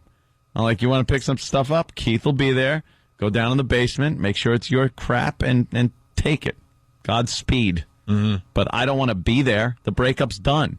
There's no more business to tend to. It's it's an exchange. I don't want to be there. That, man. I envy I am so with Anthony on that. I envy that. Oof. I don't want to. When I got my stuff out of Huntington, that's exactly how it went down. I was like, I don't want you to be there. Jay was in town. I'm like, Jay and I will come and get my stuff. Don't be there. There's no reason for you to be there. I'm done. Hey, we got to go to Pat in Philly. Pat. Anthony, I just got a quick comment. I mean, you're so paranoid about home invasions, but you allow somebody with keys just to come in and just... Well, that's different than a home invasion. That's different from a home invasion. I didn't expect her to come in, tie me up with a phone cord, and pistol whip me. But you still have that paranoia of somebody coming in and taking things from your home. And no, it's not so much taking things from my home. It's bodily harm. I don't care if somebody... Like if somebody burglarized my house when no one was there, I'd be pissed. But insurance takes care of stuff like that. You'd feel violated, everything, but it's people coming in when you're there and beating you senseless. That's my fear. That's my home invasion fear. It's not a burglary fear. But if she would have got in, look at she could have got so many guns to get you. You know what I mean? She wasn't that good a shot. Whoa! All right, Pat. I'll just dodge him. There you go. Yeah, this is how it went down on Ron and Fez. Are you going to have someone ride shotgun for you? Are you going to have somebody up on the roof keeping an eye on things? Yeah, I think we're at that point. I'm going to do something that is completely just wussing out. I don't think I'm going to pick up the dry cleaning. I think I'm going to just give Keith cash, have him either do it or just drop her off the cash and pick my up. Because I don't want to go. Why am I going over there? Why am I going over there to talk? You need closure. The thing, it's not a movie. I don't have to go over there and get closure. Yeah. and we see each other. Oh, how have you been? Yeah. Well, I've been fine. How have you been? I have your stuff. I see. I have your things. Let me go get them. I apologize for how I've been. Days of our lives. Well, that ain't me. Yeah. I think that's all I picture, because that's the only thing you're going to get out of that situation. The breakup, yes, do it face-to-face. No matter how it comes about. You have to be face to face as far as that goes. I've heard people emailed their breakups and stuff like that, and that's kind of, ugh. But what would that be? I picture the scenario. Go over there. I got the clothes. Knock on the door. Oh, there it is. Now you're seeing each other again. Oh, it's the first time in well over a month. Well, what's that small talk chat like? I'm with you. It's something. It's a situation I don't want to put myself in. I don't want to be in there. I don't want to see. I don't want to know. I don't want to talk. I'm with you. There's no point to it. No. Intermediary will make the exchange. Sure. Yes. And they get paid well anyway, so they might as well do all the tough stuff for you. That's it. We got more clips from Anthony's time on the Ron and Fez show. Some just great radio that went down on Friday, and we got some highlights. But first, we got to go back to this NBC thing with Sam. Oh, we're doing less commercials today because check this out. Mm-hmm. It's NBC Premiere Week. I know that much. Yeah. They wanted to fly out the show to L.A. to talk to the lesser-known stars of some very big NBC shows, and we said, nah, we'll send one of the lesser-known members of the Opie and Anthony show to interview the lesser-known people of some of these big shows. It just makes sense that way. And then he'll come back, Sam, and we'll goof on how awful his interviews are, not because of your interviewing style, my friend, but just that it's a disaster waiting to happen. Nothing good could come out of the situation you were in. I disagree. I think these were a lot of stars. Sorry. What's wrong? I'm just laughing at Jimmy. Jimmy, what's He's got wrong? a disgusted look as he looks in his strawberry and man-seed salad. What's wrong? I don't know what it is. I don't know what it is. Kenny, what's Kenny? What's up, Kenny? Do you have an explanation for what's sitting in front of Jimmy? They kind of mixed up the fruit and the yogurt today. Oh boy, Jimmy's gonna throw that away. You want me to get it separate? No. I just didn't know what it was. That's all. I'm not making a big deal of it. I just didn't know. I just saw it. All right. I just think it looks like something that starts with a boo. Yeah, it just does look like that. Should be on your glasses or It really something does. smeared. So, Sam? Yes. What do we get to listen to this break? Well, I thought that the audience might want to hear from Bob Harper from The Biggest Loser. Who? Bob Harper, I could tell you, he's the host of The Biggest Loser. Bob Harper. He actually... Cool. I can't. I'm sure it's funny. Let's hear this interview. I'm sure it's terrific. Well, I watched The Biggest Loser. Opie, I might have mentioned somene's name. I got to be honest. I watched The Biggest Loser. I knew that. I'm a loser for watching The Biggest Loser. I know that, but I do watch. I get involved in these fatties' lives. These I can't put down a snack for the life of me. I have to go to a fat farm and have Bob Harper, work the pounds off me for 3 or 4 months, and then I go back into the real world and I get fat again. That's the problem with the show, my friend.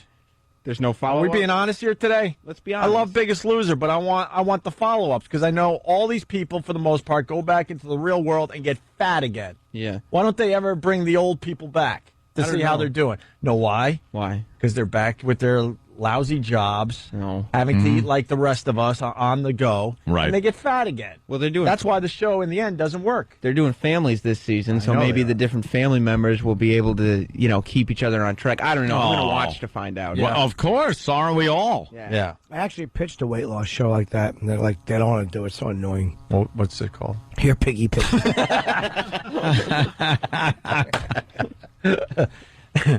There's a major flaw with this show, though. I'm telling you. They hide the people after they're done with the show because they know that they're just going to get fat because it's impossible in this day and age to really keep the weight off. All right, well we get to hear Sam interview the host Bob Harper, who's he does a good job on The Biggest Loser. Yeah. All right, we're here with Bob from The Biggest Loser at the NBC premiere party. Bob, what's the haps? How's it going, man? I like your hair, by the way. Thank you very much. It's cool. I'm participating in an Afro contest that ended 6 months ago. You won. Yeah, I did win. You did win. But I have trouble letting go of bits. Right. You know what I mean? So you're on The Biggest Loser. I am. Something that you might take as a compliment. Opie from the Opie and Anthony show. Yep. The guy that didn't feel like it was important enough to be here in L.A., so I'm here? Yes. That's what you You might take as a compliment. Opie from the Opie and Anthony show. Yep. Loves The Biggest Loser. Yeah. He watches it every week religiously. I got to tell you, it really has kind of inspired a whole nation to watch. It's not just like overweight people; it's just everybody watching it now. Sam, I appreciate what you're trying to do there, but Bob Harper has no effing idea who I am. But I do appreciate that you tried, hoping to go, really? I listen to those guys all the time. Yeah, he was like, oh, really? Well, I guess it. I mean, the whole nation is inspired. But I do know Jimmy Norton. Yeah, I know Jim. Yeah. He's hysterical. I love... That was funny. When Michael... Kay Williams? Yeah, from The Wire, when he was like, oh, my God, that was you on Lucky Louie. He hugged me. I was so upset that another celebrity knew you. I don't know why it upsets me. I should be happy for you. They all do. Yeah. They all do. And they're in studio. Hey, Jimmy Norton! Yeah! Let me look up at your knees. Look right in the shin. All right, enough. Another week. Yeah, come on, guys, let it go. Come on. Well, stop trying to have fun. More in the audience. Be miserable like me. I got it right. So, Sam, that was the start of this terrific interview with Bob Harper from The Biggest Loser. So far, we learned he doesn't give a crap about Opie and Anthony. He has no clue who we are. No, and thinks everyone loves his show. Well, hence the reason why we weren't going out to L.A. We weren't going to be humiliated in front of these almost stars. There were a lot of people who were staring at the Opie and Anthony sign, and then they got a little glimmer in their eyes, and then they looked into the tent where I was sitting, and then they kept on walking. They just kept on walking. Just assuming there were two engineers in the tent, not... Yeah. Maybe they thought we were in the restroom. Yeah, something. I guess I'll keep looking. Well, Sam continues his terrific interview with the host of The Biggest Loser. Yeah. We have a producer for our show. His name is E-Rock, but his nickname is Hoggy Boy. Every time... So he likes sandwiches, I guess. Yeah, I mean, they call him Hoggy Boy. I guess that's part of the problem. He always... We had to take him off the mixing board, you know? Yeah. Because his fingers were so greasy from all the mayonnaise. Every time he loses weight, he gains it right back. Isn't that sad? I see people do this all the time. I've seen guys that have lost 200 pounds that gain it all back. It's perplexing to me. And you'd think when people... And know what he means by I've seen guys? The people that used to be on the show. See? He's even admitting it. And he wants to go, look, I'm not supposed to tell you, but this crap's not working. But I'm getting a pretty damn good paycheck from NBC. That's who he's talking about in this clip. Gain it all back. It's perplexing to me. And you'd think when people start calling him Hoggy Boy, he would be like, I gotta lose this weight, but it's turned into a term of endearment for him. He's really comfortable with what he's doing. I guess so. Do you have any advice that you could give him? Yeah, tell Hoggy Boy to put the hoagie down. But you're an expert. Gotta be a little more complicated. Just put it down. That's all. Stop doing it. But you're the expert. Well, I mean, they use computers and stuff on the show. Like, you can't just tell someone to put it down. It's a little more complicated than that, Sam. He has helped a lot of people on the show. And then they gain it back. We don't know that for a fact. I would bet 90% of the people gain most of their weight back after they leave the show. I'm not even trying to be funny. I'm telling you that's probably what's going on. Because you don't see any of these people walking about after the show's over. But it is amazing to see the journey they take. Is it? He doesn't eat desserts. He doesn't eat chocolates. He's always got two hoagies, one in each hand. Then I tell him, okay, if he's going to have the hoagies, he's going to have to cut the mayonnaise out and cut the cheese. Excuse the pun. That's going to help Hoggy Boy. What's the most healthy hoagie you could eat? I guess it would have to be those low sodium lean hams and those the chicken. They have chicken breasts now that are sliced, as opposed to staying away from the pastrami and all those really high fatty meats. Yeah. All right, well, great. And The Biggest Loser premieres this week? It premiered last night. Last night? Well, yep, that shows big how hit. much I know. Yeah, that's okay. You're too busy growing your hair. You're too busy growing your hair. See. I was just sitting there growing my hair and didn't realize The Biggest Loser's on. This guy's a sense of humor. God love him. Oh, yeah. Got some great advice from Bob Harper. Well, the banality of these interviews is mind-boggling. It is useless information. No, because the information we're getting is NBC Premiere Week. Well, and all the great shows we can watch. Understand but that. Talking to the people is not compelling. Yeah. There's nothing thought-provoking. There's no answers to any pressing questions. This is like you've walked in the middle of an incredibly boring conversation between two people at a party, and you would walk away from it in a second. Well, what I think is the people at home can judge for themselves. These are just the best of clips. You're going to be able to hear the entire celebrity interviews, all 12 or however many of them I did on... Anyway, we're going to have another interview from Sam in about a half hour or so. Oh, thank goodness. So hard to keep a straight face. Yeah. Oh, dumb broad. See, I'd rather watch The Biggest Loser on NBC than like hear interviews with the host. True. What's the last show we're gonna like highlight today, there, Sam? My Own Worst Enemy, which stars Christian Slater. Oh, okay. That's the big get. Yeah. Save it for last. That's what I'm saying. Is it a new show? Oh, yeah. Okay, I don't know anything about that one.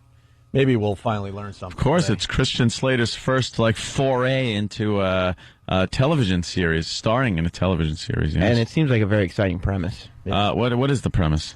Well, he's a normal guy, but he's got a chip in his head that turns him into a government spy on the weekends. Potato?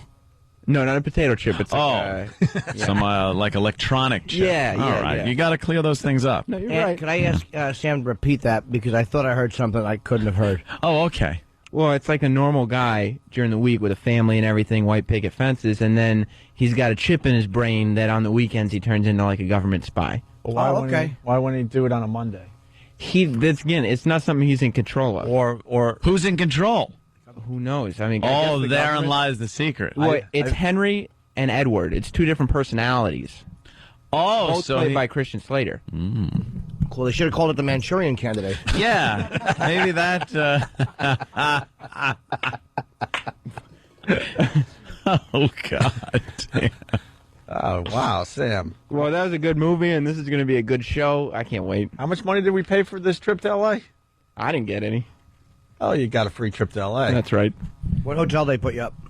The Renaissance. It was really nice. It was right by Kodak Theater there. Oh, that's cool. Kodak Theater. They flew him coach. That's a. They should look at him.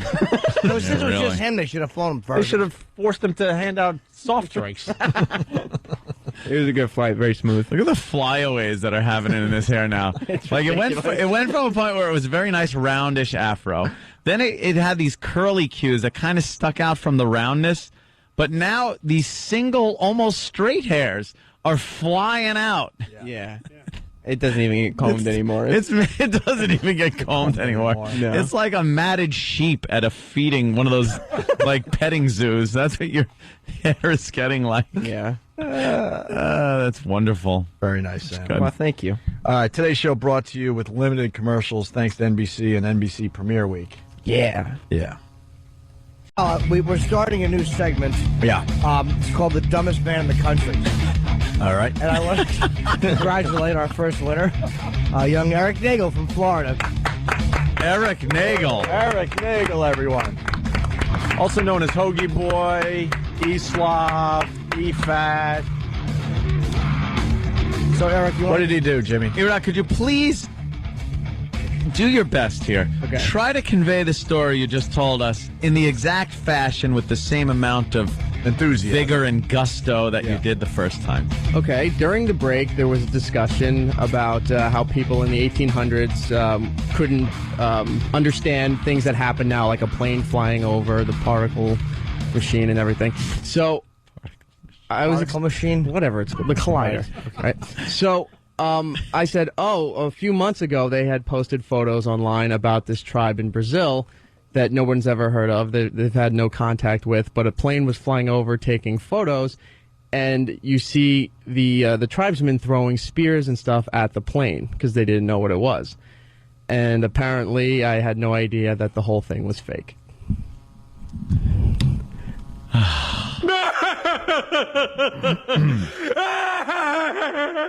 Did you see that jerk?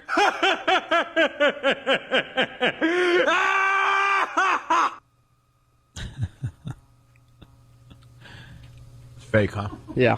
Yeah. Too much time with Steve. Why are you blaming it on Steve? Yeah. Exactly. It's rubbing off. Seeing anything on the internet and just believing that it's real. He is a boob. No one's denying that. All right, Iraq, thanks. You're welcome. Yeah, Iraq. That was wonderful. Go Going back to Anthony's spilling of the details of his Antolini breakup. The demise. He finally really got into it on the Ron and Fez show on Friday, and it was just great radio to listen to. But we figured this side of the show needs some closure. Even though you don't need closure in your relationship. Not for myself, for the listeners. As far as a radio bit goes, these listeners, they need closure. Listeners always need a little closure. So we're... Closure. So we're playing some of the highlights of Anthony's time on the Ron and Fez show on Friday, which really was very good. So we continue now. With those guys, yeah. We'll go with clip 7 there. All right. Anthony just discussing the breakup and relationships in general and everything. Sure. else. Let's go over here to here's Rob. Rob, let's get some advice for you. Mm-hmm. Go ahead, Rob. I just wanted to say about Anthony. Now that I've heard the fall of Nicolini, I always thought you to be the sensible guy, the guy to stick it out and maybe end it with a little diplomacy, as diplomatic as you went into it.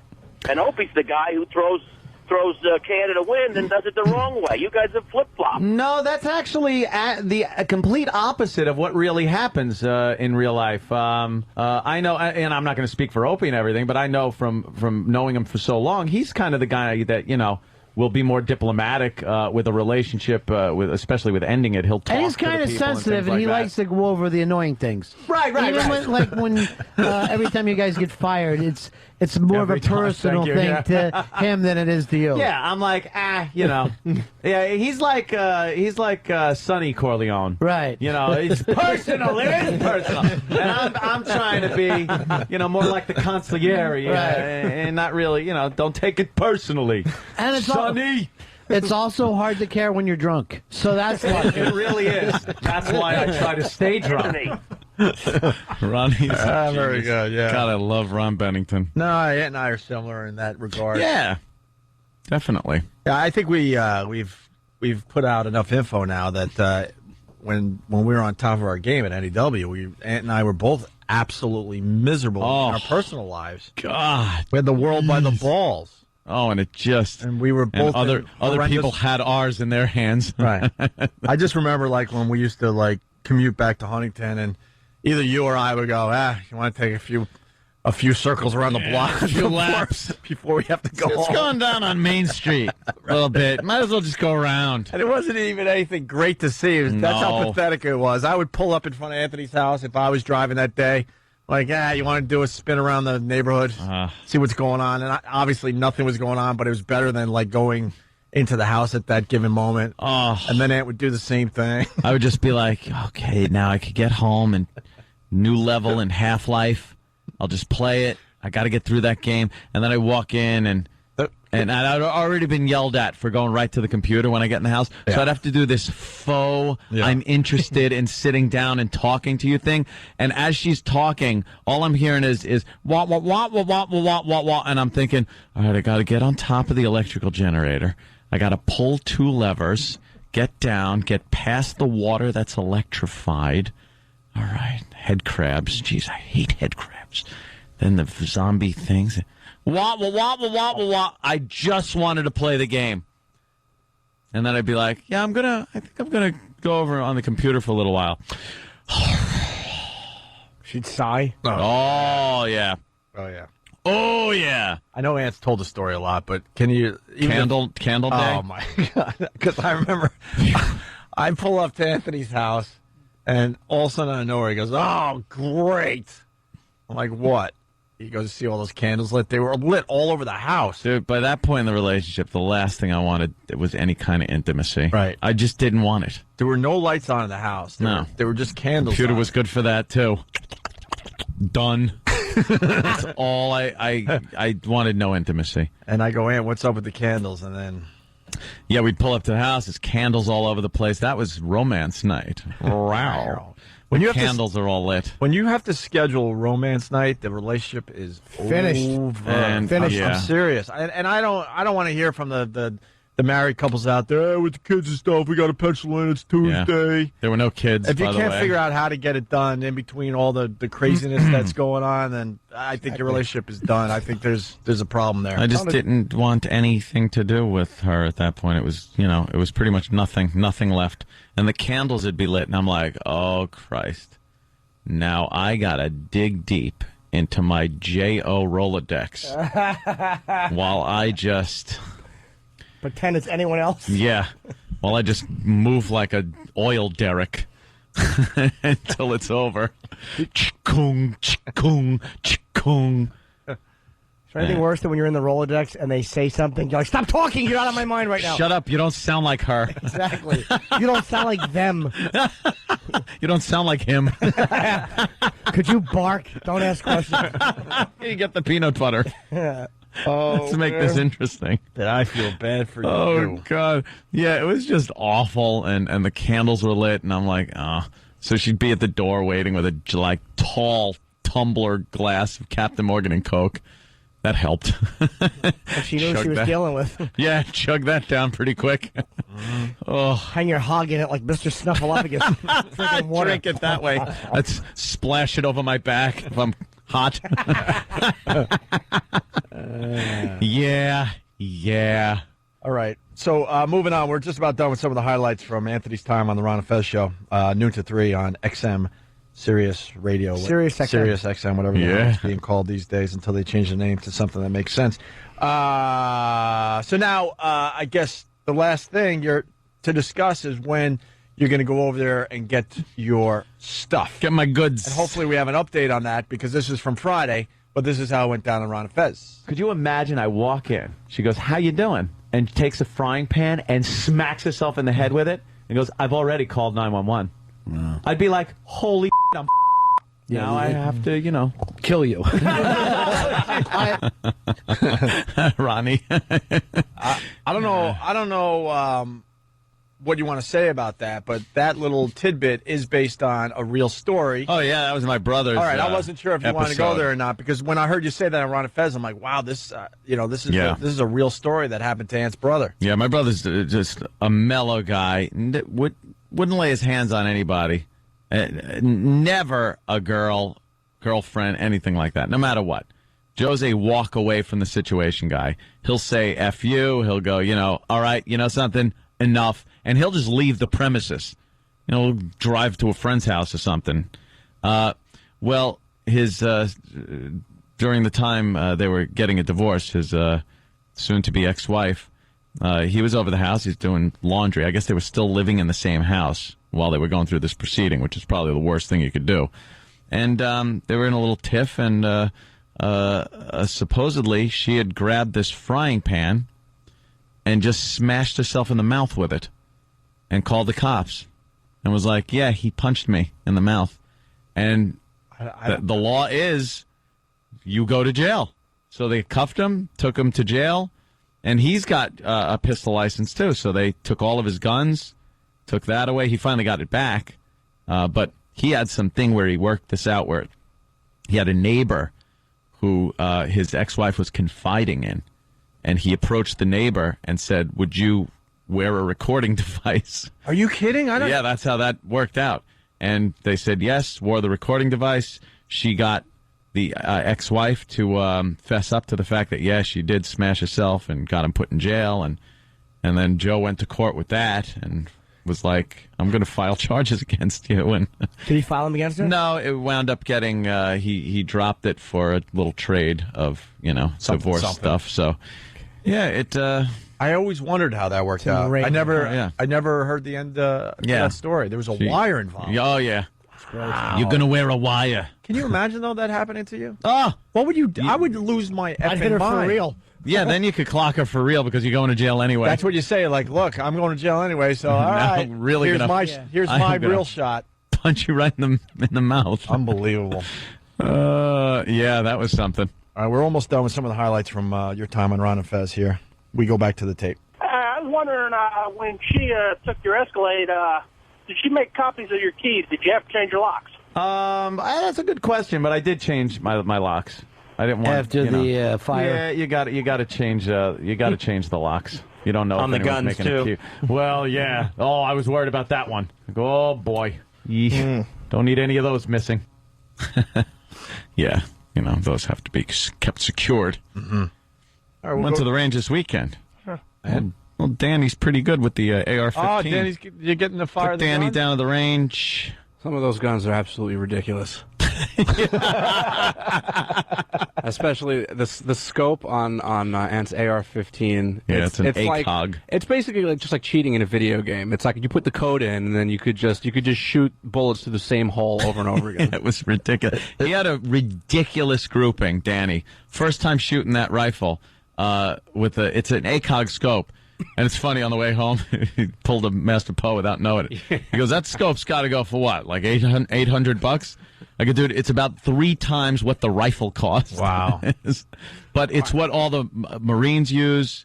I don't get it. I don't get the dialing in a code. I'm such a... It's like if you put in a cheat code on a video game. Right. That's what it's like when you're shooting through this scope. But you still got to fire the gun. Can't miss. But how do you not miss with the cheat code? Because it's not a video game. I don't get it. The scope is so accurate that as long as you get very hard to... You put the crosshairs... Okay. The bullet's going where the crosshairs go. It's just such a great optic. It's built so well. How does it do that? Because the crosshairs are above the actual chamber. How do they fix that out? Thank you, Jimmy. I'm with you. How do they work? Like, how do guns work that out? Where if you line someone up with the crosshair, you're like an inch or so above the barrel of the gun, right? Yeah. How does it? Like, why aren't it you works shooting out with below the it? distance. And when are you going to take? When are you going to take Jimmy? Elevation? You adjust for elevation. Oh. So I'm sure that's taken into consideration. When are you going to take Jimmy and I shooting?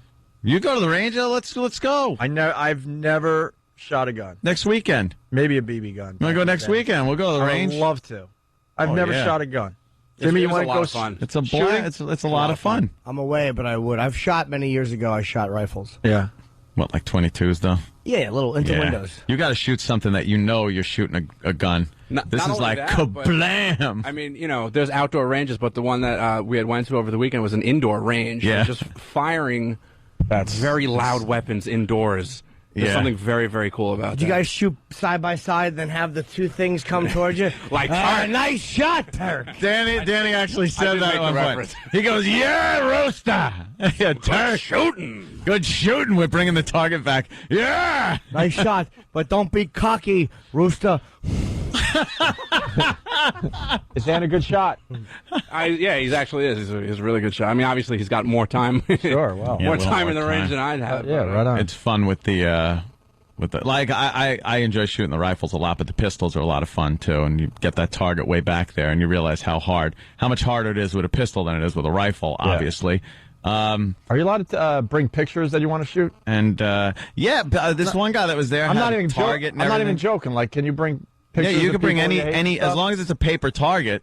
Right. You could hang it up on the hanger and put it out there. It's fine. Yeah, whatever. Can you you have a picture of someone? Yeah. He said yes. So can we make videos of this? I think they technically frown on videos being taken in there, but I took a little small. All right, video we'll camera do. Yeah, and we'll place it up there. We'll bring some hidden cameras to your shooting range. Hidden cameras. All right, listen, we got to finish up with this because then we got another terrific interview that Sam did out there in L.A. to finish up today's show. Anthony explaining why he dates women a lot younger than him. I did. This is from Friday's show. Ron and Fez Can show. I guess as to why, even though I didn't hear this? Mm-hmm. Because they're better. That's my guess. Because he can. But you see, Ant laughs, we're all laughing. It's a good thing. Yeah, it's what it is. It's a positive. That's what it is. Well, you're having adventures. I know that. Adventures, yeah. You got to have adventures in life. And by the way, I just don't get along with women my own age. I just don't. There's a woman I don't even want to. I don't know what the hell she's talking about. It's like groceries and kids and holidays. Ugh. I want like Disneyland and candy. Homework.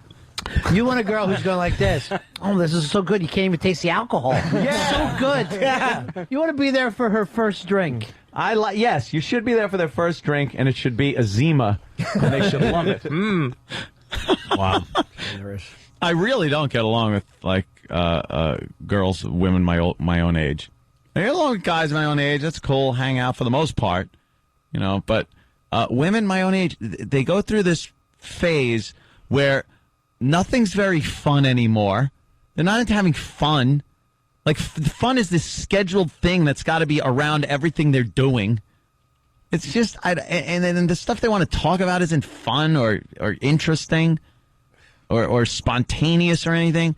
A bunch of old friggin' fuddy-duddies. Enough. Do the wash and shut up. When I was single, my sister set me up with a girl my own age.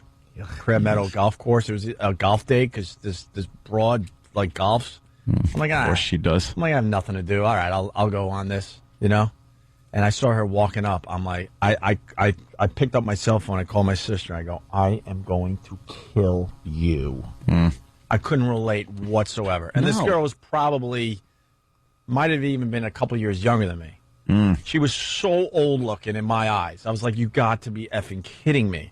But I was a nice guy. I should have just said, look, I'm breaking on hives, and I should have ran. But I just like Ann, I'm a nice guy. I'm like, all right, let's play some golf. And we're walking, playing golf, and the whole time she's hoping I'm going to ask her out on a date. And I'm like, there's no effing way. And then I had to walk her to the car, and there was the awkward, are we going to exchange numbers thing? And I kind of said something like, well, I'll see you around, because my sister was working at some bar at a country club. I'm like, maybe I'll see you back at that place. Yeah. Well, I'm sure sometime we'll have a drink. I never saw her again.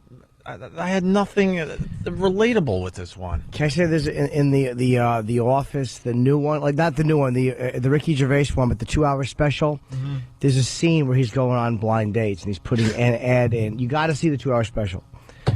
And there's one that shows up at this restaurant because he's famous. He's David Brent and he's done this show. So they're like filming it as a documentary, like what happened to the Office people after. Yeah. And she's like not obese, but she's just kind of a fat, like chubby girl. Like she's a bluck. Big girl. She's a female E-Rock. Oh. Exactly. Yeah. Yes. Oh. Yes. And when she goes, David, and his his hesitation in answering her, and obviously wanting to get out of being is so great. The story sucked. I really did just stop the show with a brick wall. But trust me, it's so perfect. We should bring in the audio. Because I would like to... okay, because I'd like to... Yeah, it's his facial expressions. Where he kind of does that curl his nose up thing. And Yeah. Hey, one more clip from the Ron and Fez show on Friday when Anthony was spilling his guts. Ooh, one time the police showed up. Yeah. And, a little setup here, sorry. They... basically, Anthony, now that he's been single for a little while, with a little relationship in between, he's having a lot of house parties and enjoying the hell out of his life. And he's telling a story of what happened at one of these house parties. That's not a good story. That's what happened. That can't what happens be good. when I'm over. That can't be good. One time the police showed up. Yeah. And they didn't knock right away. It was 4 cars, 4 Nassau County cars, and 6 officers. They were called by the that lives on an angle behind me. Nice lady, I said, by the way. Very stealthily and quietly and walked up to my back gate and were looking over the gate for a while before they let their presence be known. And they saw perhaps some nudity, perhaps some, they just saw some things. And then they came in, Anthony, and the music was blasting. Right. So the first officer, the first thing he said was, Anthony, it's Wednesday. Throw my hands up, what are you going to do? And then they all just started talking about the merger, and they go, we were watching you for a little while back there. He goes, enough said. Like, oh, okay. And then the delivery came, pizza guy came, and I got to get the door. And now the cops are talking amongst themselves, so I go to the door, and the pizza guy now sees 4 cars, cop cars in front of my house. He's like, what's going on here? I just give him the money. I go, nothing. Get out of here. You didn't see a thing. Didn't see nothing. Coolest house ever. Yeah, whatever. The super bad cops are showing up. Oh, yeah. They were very cool. They were very nice. They just said, keep the music down because the woman there, and they actually called her a too. They said she just bitches about everything. This place is sounding more and more like the Tate LaBianca. You can only hope for an ending like that, too. It just seems like we're heading here. Tate LaBianca. We got up. We tried to press the key. There was blood on it. We got in. First thing we saw was piggies on the wall. Effing Ronnie. Very good. Hey, we got to take a break, but the one thing that needs to be said that you did say on Ron and Fez, I wish we had that clip. Not that you have to explain yourself, but people are like, wow, Anthony's out of control. Wow, Anthony's this. But what people need to know is, and you explained this on Ron and Fez, you were in two relationships that were pretty much 17 years. 15 plus years. If you count three relationships. The past three relationships I've had were 8 years for the last one. The marriage was 9 years. And the relationship before that was 6 years. So you're talking 23 years. 3 girls, 21 years. And a good boy. Yeah. And a good boy in those 21 years. Yeah. I mean, Christ! 6 years. And that's 6, 8, 6, 9, and 8. I can't get past the year and a half. Lucky you. What happens to me? I don't know. Sense, dude. The wheels start to wobble after 3 months. They wobble after 6 months. The power steering is gone, and after a year, it's like the 2 of the tires are missing. It's like those things in Cops where you know the guy's just going for broke. How do you do that? And at that point, you just hope the car doesn't break down on a road trip. I just you just hope it breaks down on the way to the supermarket or something easy. So, the point being, then Anthony gets involved with Jill. It looked really good on the surface to everyone involved. Yeah. But I'm just expressing relaying what I heard on Ron and Fez. And then you felt like you were going right into the same crap you've done for the last 20-some-odd years. But like, here I go. I'm right back in it again. What the hell am I doing? And that's, I couldn't have that. So instead of being honest and forthright, I decided to go the other route. Well, with my route. And safe to say you're having a great time, and this is what you want for yourself. Hey. So, and you know what? It should be said, we all like Jill. It should be said. We really did like Jill and all. And did you? No. Yeah, of course. She was great to all of us. It's bad. It was bad timing for Ann, and he needs to do what he's doing now, and that's fine. That's Ann's life. But I don't want to make it sound like we're just like beating up on her, because we all like her a lot. Yeah. But like Aunt more. Well, yeah, you got. Yeah, you got to choose your sides. It's yeah. And I get it. You're with you're with the same girl for a long time, man. Yeah. All of a sudden you're free. It's hard to get right back into it. Yeah, it really is. So there you go. And boy, do you not get right back into it. You just swing that thing around. God bless you. It's amazing. It's like he's roping steer with it. God, he's fantastic. God damn. It's been fun to watch Ann over the years. Just wow. I want to start hanging at Anthony's house. Yeah, you ought to go by. It's kind of a nice hang, definitely. So did the exchange happen? That brings us to today. Today, no, not yet. See, I talked to Keith yesterday. So it's going to be Keith getting your stuff. Keith giving talked, her what she wants. Keith talked to Jill also. Okay. And said he'll be by and take care of business like that. And that should be it? That should be it. That should be it. And then there'll no need for, any communication or text or anything I like met that. Smug guy, though. God damn you. I know. Well, he was there. Yeah. Reporting from the jacuzzi. You know what I noticed today? What? That, like, this whole, the Jill thing has gone completely full circle, because we were in the office, and it went from Traffic Girl, Aunt seeing Traffic Girl, now she's back to Traffic Girl. You actually, and I don't even know if you did this, she's doing the traffic, because Manhattan is a nightmare this week because of the UN. Yeah. And all of a sudden she's doing the traffic, and you're not looking at her like you would have looked at her maybe a couple of months ago. All of a sudden you yelled out, "What about 57th Street?" I swear to God, did you notice you did that? It wasn't even like, I used to date this girl. Now you're like, where's my info? Talk about 57th. There's going to be one lane each way because of this UN crap. That's exactly what you said. I'm like, wow, it's gone completely. Wow, yeah, you're right. Jesus. All right, when we get back, we have another terrific interview that Sam did out there in L.A. All right. This is the big one. This is the big get. That's right. It's NBC Premiere Week.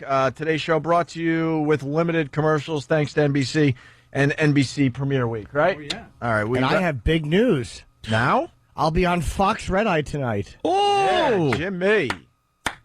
Be watching that. I just never plug that, so I always feel bad. Yeah, plug it. Boo.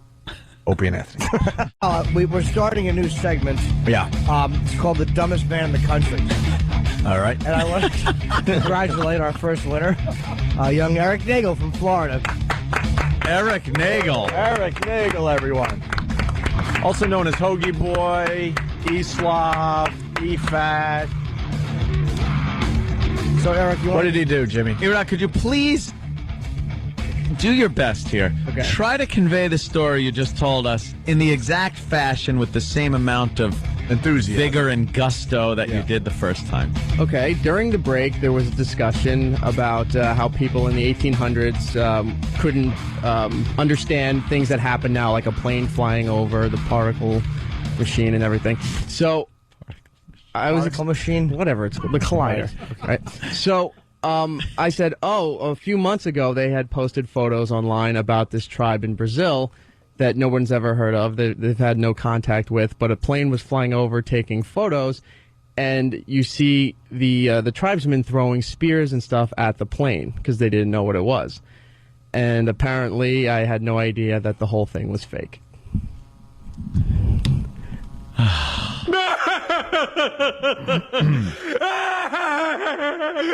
you see that jerk?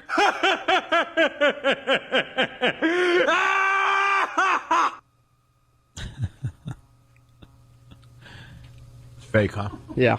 Yeah. Too much time with Steve. Why are you blaming it on Steve? Yeah. Exactly. It's rubbing off. Seeing anything on the internet and just believing that it's real. He is a boob. No one's denying that. All right, Iraq, thanks. You're welcome. Yeah, Iraq. That's wonderful. Going back to Anthony's spilling of the details of his Antolini breakup. The demise. He finally really got into it on the Ron and Fez show on Friday, and it was just great radio to listen to. But we figured this side of the show needs some closure. Even though you don't need closure in your relationship. Not for myself, for the listeners. As far as a radio bit goes, these listeners, they need closure. Listeners always need a little closure. So we're... Closure. So we're playing some of the highlights of Anthony's time on the Ron and Fez show on Friday, which really was very good. So we continue now. With those guys, yeah. We'll go with clip 7 there. All right. Anthony just discussing the breakup and relationships in general and everything. Sure. Else.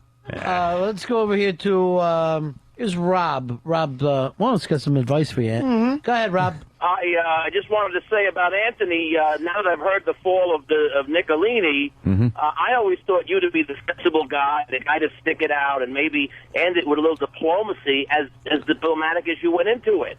And Opie's the guy who throws the can to the wind and does it the wrong way. You guys have flip-flopped. No, that's actually the complete opposite of what really happens in real life. I know, and I'm not going to speak for Opie and everything, but I know from knowing him for so long, he's kind of the guy that, will be more diplomatic with a relationship, especially with ending it. He'll talk and he's kind of sensitive, and he likes to go over the annoying things. Right. When every time you guys get fired, it's more of a personal thing to him than it is to you. Yeah, I'm like, yeah, he's like Sonny Corleone. Right. It's personal. It is personal. And I'm trying to be, more like the consigliere, and not really, don't take it personally.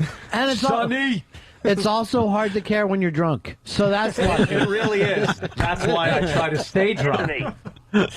Ronnie's very good, yeah. God, I love Ron Bennington. No, Ant and I are similar in that regard. Yeah, definitely. Yeah, I think we've put out enough info now that when we were on top of our game at NEW, Ant and I were both absolutely miserable in our personal lives. God, we had the world by the balls. Oh, and we were both other people had ours in their hands. Right. I just remember when we used to commute back to Huntington, and either you or I would go, you want to take a few a few circles around the block, a few laps before we have to go It's home. going down on Main Street a little bit. Might as well just go around. And it wasn't even anything great to see. That's how No. pathetic it was. I would pull up in front of Anthony's house if I was driving that day. Like, you want to do a spin around the neighborhood, see what's going on. And obviously nothing was going on, but it was better than, like, going into the house at that given moment. And then Aunt would do the same thing. I would just be like, okay, now I could get home and new level in Half-Life. I'll just play it. I got to get through that game. And then I walk in and I'd already been yelled at for going right to the computer when I get in the house. Yeah. So I'd have to do this faux, I'm interested in sitting down and talking to you thing.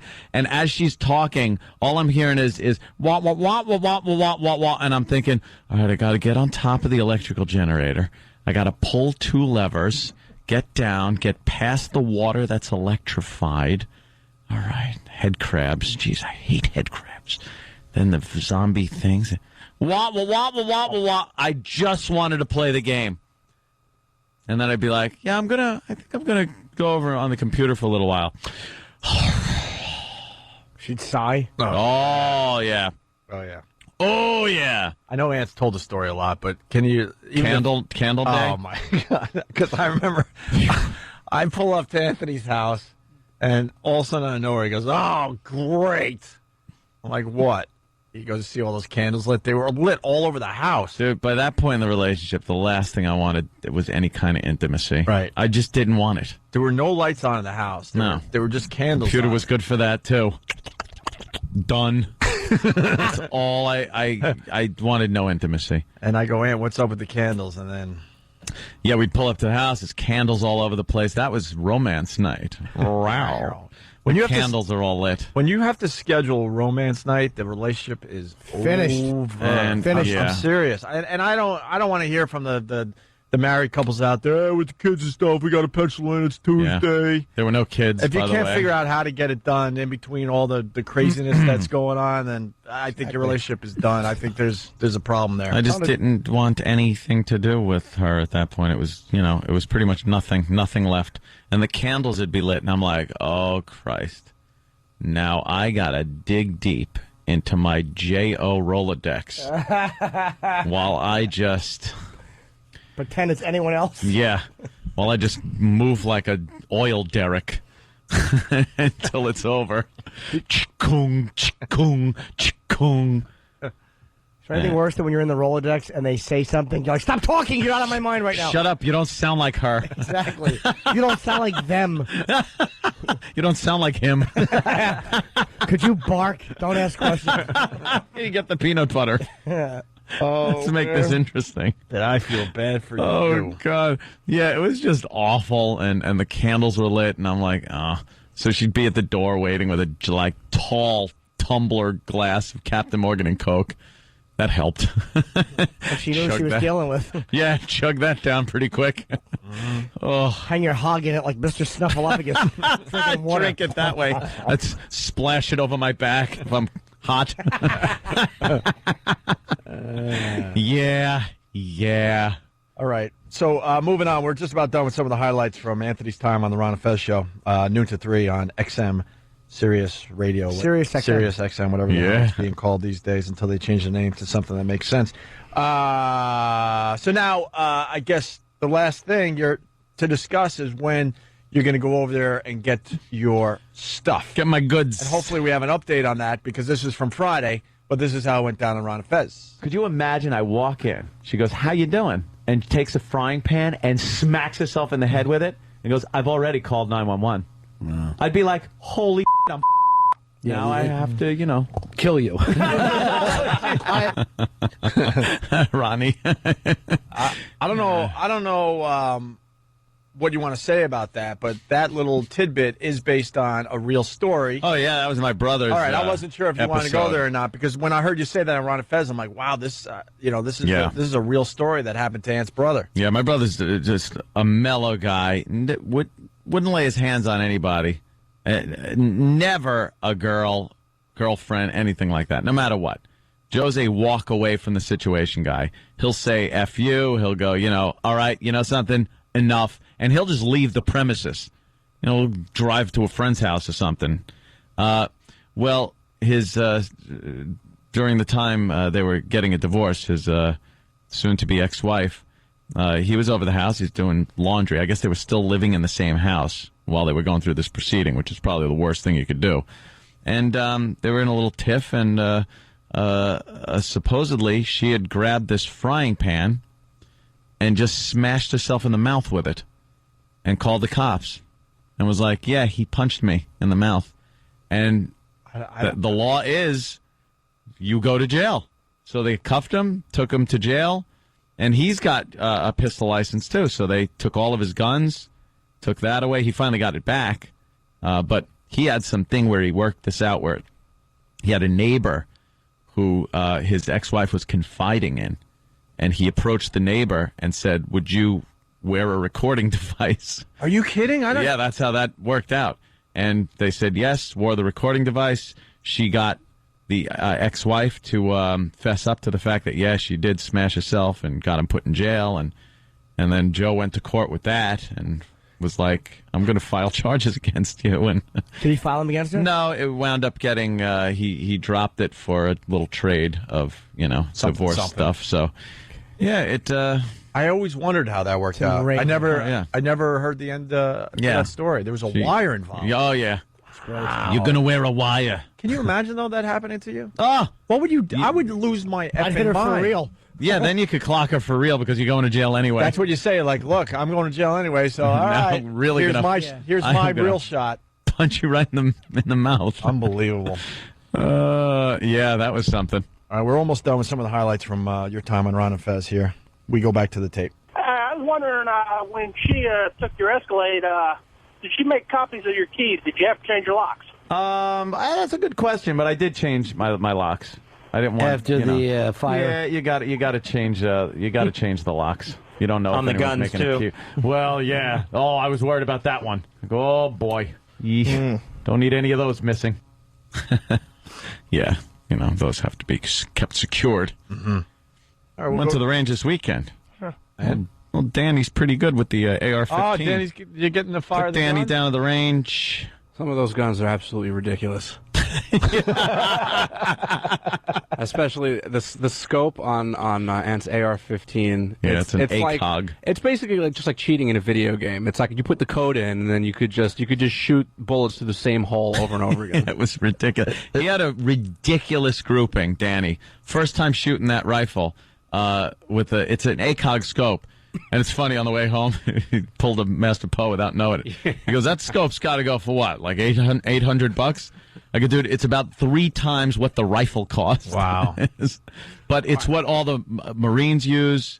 I don't get it. I don't get the dialing in a code. I'm such a... It's like if you put in a cheat code on a video game. Right. That's what it's like when you're shooting through this scope. But you still got to fire the gun. Can't miss. But how do you not miss with the cheat code? Because it's not a video game. I don't get it. The scope is so accurate that as long as you get very hard to make. You put the crosshairs. Okay. The bullet's going where the crosshairs go. It's just such a great optic. It's built so well. How does it do that? Because the crosshairs are above the actual chamber. How do they fix that out? Thank you, Jimmy. I'm with you. How do they work? How do guns work that out?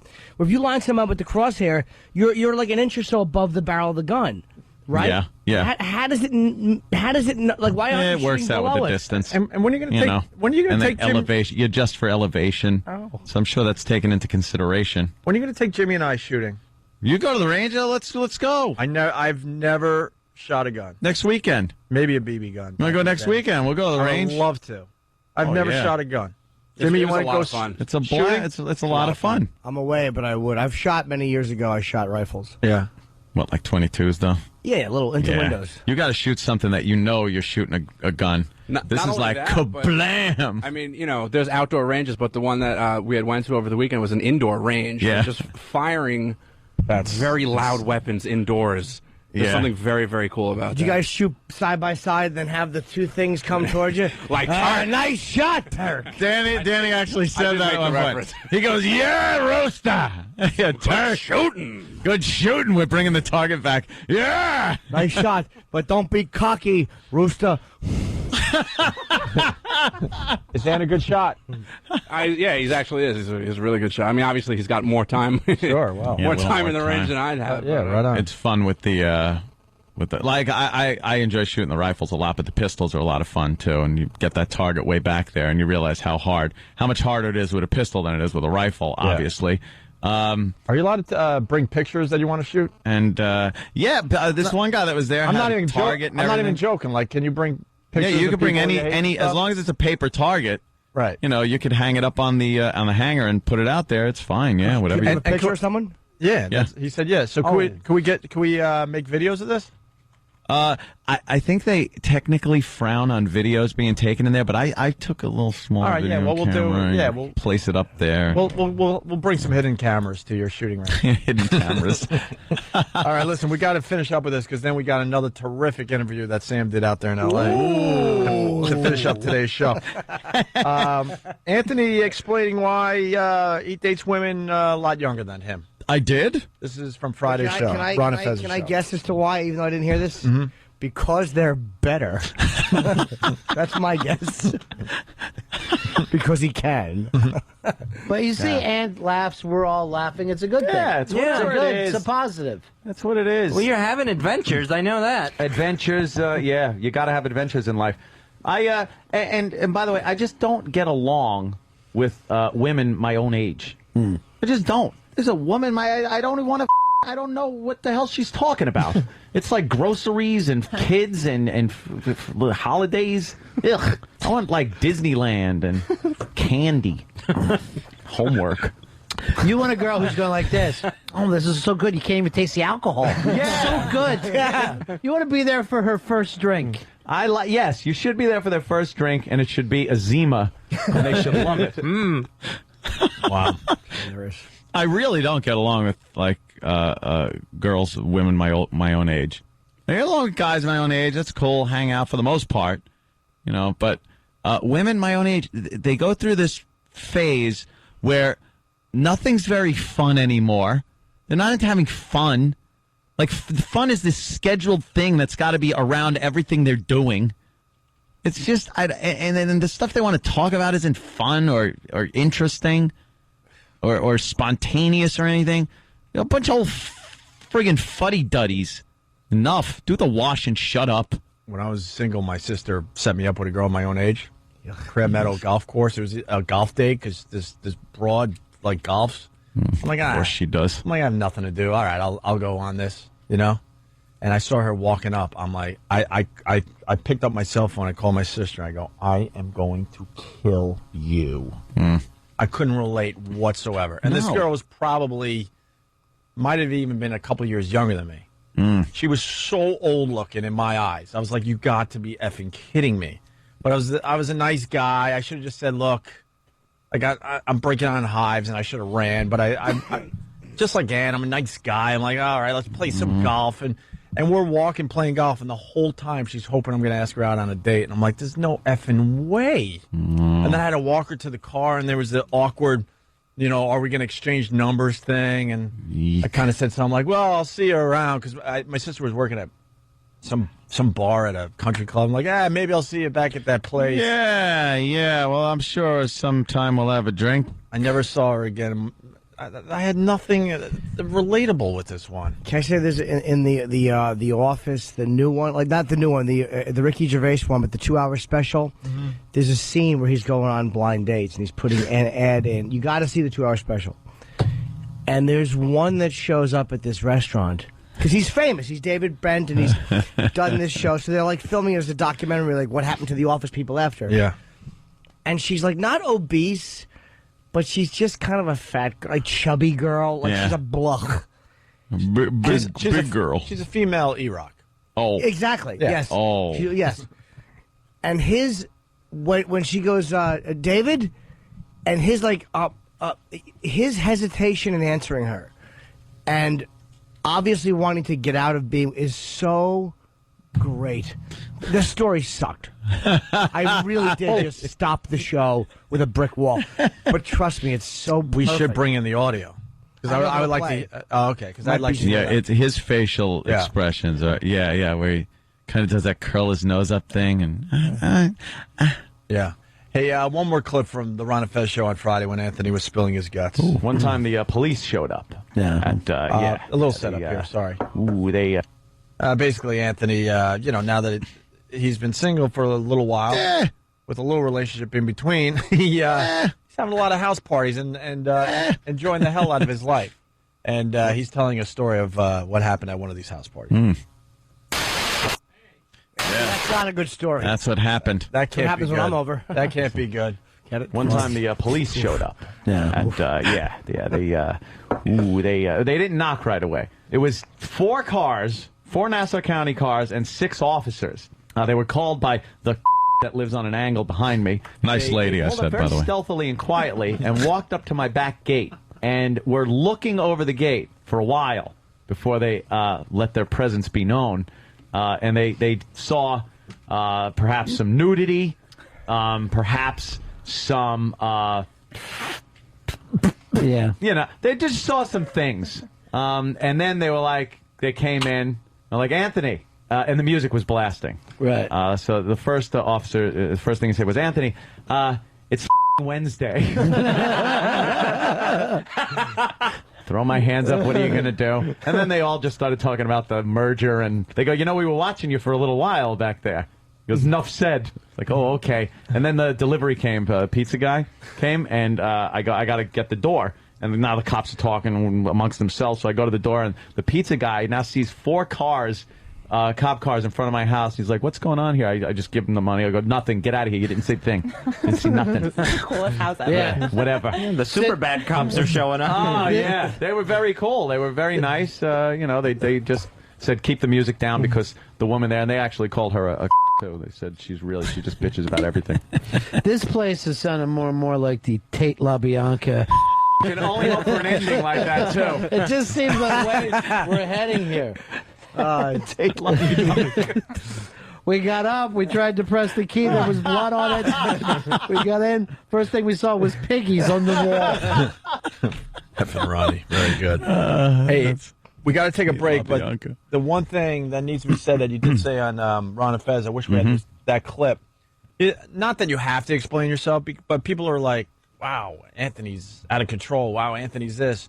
But what people need to know is, and you explained this on Ron and Fez, you were in 2 relationships that were pretty much 17 years. 15 plus years. If you count 3 relationships. 3 relationships. The past 3 relationships I've had were 8 years for the last one.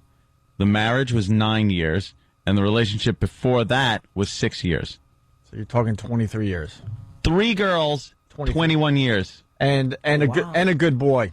Yeah. And a good boy in those 21 years. Yeah. I mean, Christ. 6 years. And that's 6, 8, 6, 9, and 8. I can't get past the year and a half. Lucky you. What happens to me? I don't know. Sense? Dude, the wheels start to wobble after 3 months. They wobble? After 6 months, the power steering is gone. And after a year, it's like 2 of the tires are missing. It's like those things in Cops where you know the guy's just going for broke. How do you do that? And at that point, you just hope the car doesn't break down on a road trip. I just you just hope it breaks down on the way to the supermarket or something easy. So, the point being, then Anthony gets involved with Jill. It looked really good on the surface to everyone involved. Yeah. But I'm just expressing relaying what I heard on Ron and Fez. Mm-hmm. And then you felt like you were going right into the same crap you've done for the last 20-some-odd years. But like, here I go. I'm right back in it again. What the hell am I doing? And that's, I couldn't have that. Mm-hmm. So instead of being honest and forthright, I decided to go the other route. Well, with my route. And safe to say you're having a great time, and this is what you want for yourself. Hey. So, and you know what? It should be said, we all like Jill. It should be said. We really did like Jill and all. And did you? No. Yeah, of course. She was great to all of us. It's bad. It was bad timing for Ann, and he needs to do what he's doing now, and that's fine. That's Ann's life. But I don't want it. make it sound like we're just like beating up on her because we all like her a lot. Yeah, but you know, I like Aunt more. Well, yeah, you got. Yeah, you know, you got to choose your sides. It's yeah, and I get it. You know, you're with some look. You're with the same girl for a long time, man. And all of a sudden you're free. It's hard to get right back into it. Yeah, it really is. So there you go. And boy, do you not get right back into it. You just swing that thing around. God bless you. It's amazing. It's like he's roping steer with it. God, he's fantastic. God damn. It's been fun to watch Ann over the years. Just wow. I want to start hanging at Anthony's house. Yeah, you ought to go by. It's kind of a nice hang, definitely. So did the exchange happen? That brings us to today. Today, no, not yet. See, I talked to Keith yesterday. So it's going to be Keith getting your stuff. Keith giving talked, her what she wants. Keith talked to Jill also. Okay. And said he'll be by and take care of business like that. And that should be it? That should be it.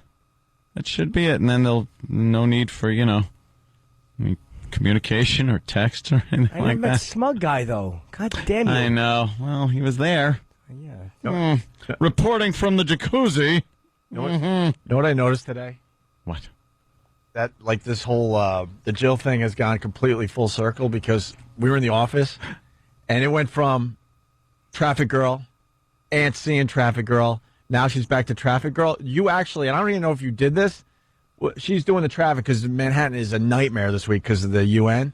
Yeah. And all of a sudden she's doing the traffic and you're not looking at her like you would have looked at her maybe a couple of months ago. All of a sudden you yelled out, "What about 57th Street?" I swear to God. Did you notice you did that?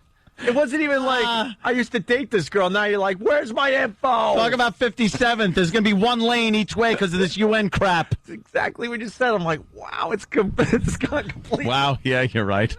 Jesus. All right, when we get back, we have another terrific interview that Sam did out there in L.A. All right. This is the big one. This is the big get. That's right. It's NBC Premiere Week. Today's show brought to you with limited commercials thanks to NBC and NBC Premiere Week, right? Oh, yeah. All right. I have big news. Now? I'll be on Fox Red Eye tonight. Oh! Yeah, Jimmy. Be watching that. I just never plugged that, so I always feel bad. Yeah, plug it. Boo. Opie and Anthony. All right, Opie and Anthony. We got Sam back in studio. Very exciting. Very exciting show. We were supposed to fly out to L.A. to talk to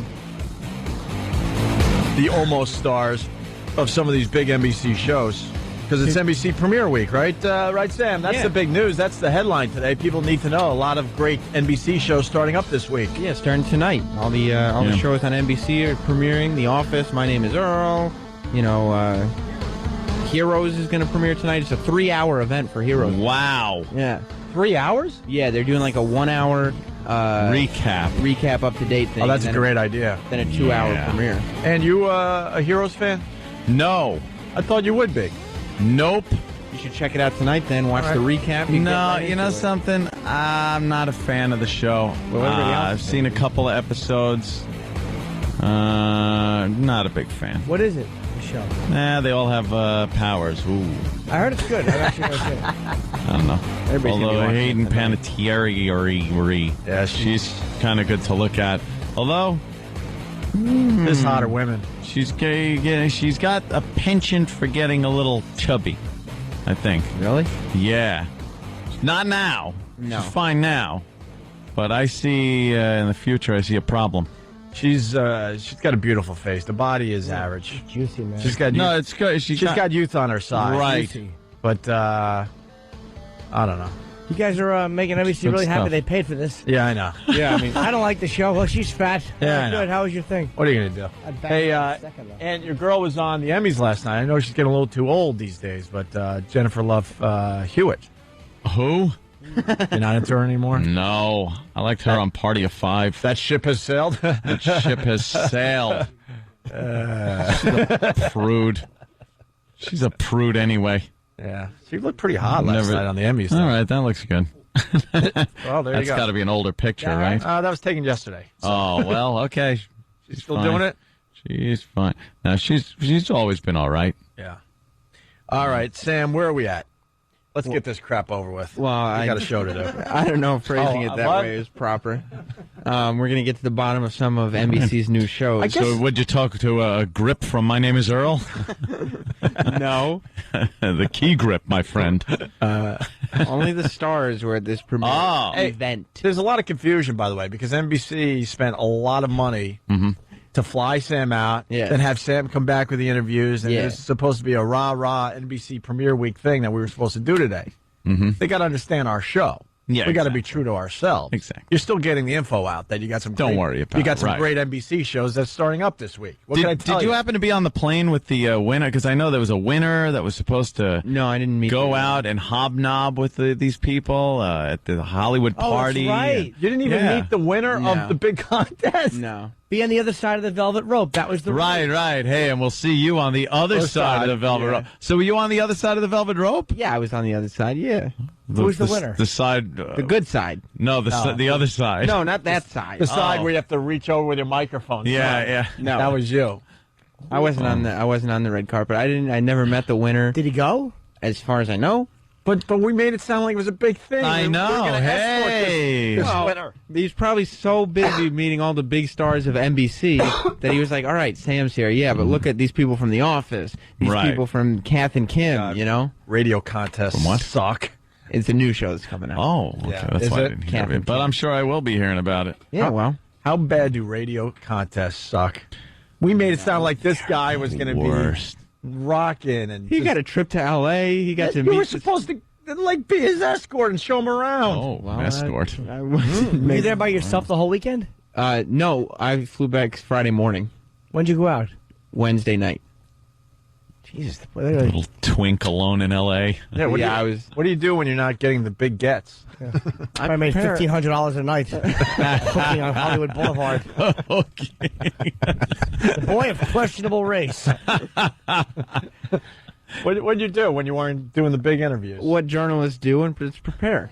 A little research. Journalists. I'm a broadcast journalist. Were you hanging out with anybody else? Any of the radio guys or anything? No, I was actually in a different hotel than anyone else, so there weren't even other radio people. You know in the why? hotel. Why? Because they thought we were coming. Yep. Oh, And really? and that's the stuff we demand. That's why Don't they put us do in it. a hotel at any other dumb radio show. Not even a joke. Because they sent a stretched limo, I think, because that's what they had to pick up like all the radio people at the hotel. Yeah. And I was in it alone. Yeah, of course you were. That was our limo. Yeah. I hope you enjoyed it. So demanding. We're asses. And then at the last minute we go, you know what? We're not even going to go. We don't want to do this. we'll send Sam. I'm glad you did that. It was set up nice for you. Yeah. All right, so we talk about My Own Worst Enemy. People might be just tuning in. This is another NBC show. It's, what? This is the premiere episode? My Own Worst Enemy. It actually premieres next month, but that's something that I What? learned while doing the interviews, not information that I had before. Oh, no. All right, so we don't have to Could be talk about awkward. this show then. No. It's a big NBC show. This is their big show because this is Christian Slater's. It's part of the premiere event. It's just not on this week. Right. Okay. It's part of the new fall season. Okay. And Christian Slater is Okay. starring in it, and Michael Okay. Maly is going to be in it. Who the hell is Michael Maly? Gee, I don't know. He hosted a little show called Guts on Nickelodeon. That guy? A little show named God. Yeah, which I got to the bottom of in Hollywood when I talked to him. Did you? Yeah. You were on Nickelodeon, if I recall correctly. That's correct. Me and Michael Maly do have a little something in common. Yep. Hey, Sam talks to Michael Maly and brings up the show Guts. Yes. I'm here with Phyllis and Leslie from The Office. Howdy. Those two are still. What? If this doesn't prove my point from earlier, these zeros had nothing better to do than hang out with you the whole freaking afternoon. Do you have the right track queued up? This is a nightmare. Wait, I might not. Oh. That's all right. I'm sure they were still there. I'm sure they were still just walking around. Oh, Sam, you. Spit in Opie's face. Good. Oh, you got me good. No, I'm just Up top. all right. That's a good one, Sam. You'll be Is it missed. the right track? Oh, you're so fired. I had a great rant and everything. Sam talks to Michael Maly about Guts. All right, so we're here with Michael Maly from My Own Worst Enemy on NBC. Mike, what's the haps? What is happening? I get to play not only one part in this show, but two parts. So, Is everybody playing two parts? Because Christian Slater Christian's playing 2 parts. Yeah. I'm playing 2 parts. Saffron Burrows is playing 2 parts. Those are the Jeez. only people we know playing 2 parts so far. Back in the day, you hosted a Nickelodeon game show. Guts. Called Guts. Yes. Nice. Guts is back. Guts is back on Nickelodeon. My family's got Guts. So I'm bringing that same preparation to My Own Worst Enemy that I brought to Guts. And let me tell you something. I prepared a lot for Guts. See, he tried to bring it back around to My Own Worst Enemy. Yeah, of course. He didn't want to talk about Guts. But you know what? The audience wants to hear about Guts. And how I hate his. Did you get a piece of the aggro, Craig? I have a glowing piece of the rock. And I want to dispel a myth right now. A lot of people think that they did not actually get a glowing piece of the rock. They, in fact, did get a glowing piece of the radical rock. It wasn't just like a phony prop thing? No, it was like a trophy with a neon light inside made out of fiberglass. What's the rock? Well, see, in Guts, you had to climb the aggro crag to finish, it's like American Gladiators. for aggro kids. crag. Yeah, and so if you got to the top of the aggro crag, you got to go home with a piece of it. Yeah. That was the big trophy. A glowing piece of the radical rock, a.k.a. aggro crag. Now that this show has been canceled, what happened to all the rocks? Glowing rocks. Gave them out to everybody. I guess all the kids and then Real all the special. all the people got them. Phony prop thing? No, it was like a trophy with a neon light inside made out of fiberglass by Byron Taylor, the designer. Do you think that, like, all the kids that won now just have the thing and the light's gone out by now? And it's Maybe, but you know what I mean? All But those they can kids watch My Own Worst Enemy, and a light will go off in their heart as they see a great show and shut up. I can't wait till he brings it back. I got to hear him bring it back. I know. I want to hear him bring it back. All right. You know what I mean? All those kids are probably old enough to go out and get that light fixed. All right, well, my own Worst Enemy Yes. is premiering this week, part of NBC Premiere Week. October 13th is when we premiere. October 13th, they keep giving me Yes. misinformation. What is that about that? I don't know. I think somebody's trying to make me Is there look something silly. that we don't know? No, it is not premiering next week. It It's is October October 13th. All right, who's the broad that you decided to cut out in post Yeah. production? She obviously added nothing to your interview. That's the chick star of My Own Worst Enemy. Oh. And she had nothing good to say, so you just cut her out? I guess that's her name. All right. Was she any good looking, or? She was all right looking, but I could tell, like, just on her vibe that she's going to be good on this show. Yeah. My Own Worst Enemy. Sam, right. Sam talks to the star. Yeah. Wow, you finally got a star. Here it is. 3 hours later, you finally got a star that we could play on the radio. Here it Did is. you get him in the parking lot or an elevator? No, me and him were sitting down and had a nice conversation. You'll be able to hear the whole conversation on onaradio.com. Cool. Oh, This Got is it in. Christian Slater. nice. Christian Slater, yes. Yes, Christian Wow. Slater. True He's romance. actually on the East Coast. Supposedly. He wasn't. Well, he will be November 15th in Boston. See how fun it is to slide plugs in? Oh, yeah. The Wilbur Theater, who cares? It's not important. Let's get back to the interview. My plug means nothing. It is fun, though. We're here with Christian Slater at the NBC premiere party. What's the haps? Thanks for having me. Good to be here. Oh, it's my pleasure, please. Thank you. So you're starring in My Own Worst Enemy. Yes, sir. How is it being on, the star of your own TV show? It's good. I mean, it's nice to show. All right. It Okay. sucks. It's terrible. What's figured he going to say? Throw a hardball at him. How is it, being the star of your own television series that they're really promoting on, on the network? It's pretty much the flagship show of the new season launch. How is that? Does it really just blow? The only thing he could have done to make that interesting is if Christian would have said, well, it beats having AIDS. It's not as fun as sitting in my house waiting for the phone to ring for my next project. Yeah. But, it's right up there. Yeah. TV show. It's good. I mean, it's nice to show up to work every day, and the show is a lot of fun, and the writers are great. The guys that have been coming in to direct the episodes are a lot of fun, and Everyone's it's, fun. it's a We get wild it. schedule. Fun and but great and I'm wild. enjoying it, and it's a nutty, crazy show. I Nutty, can't wait for you guys crazy. to see it. Nutty, crazy show. It's a nutty, crazy show. It does sound He out of really this does know world. how to promote.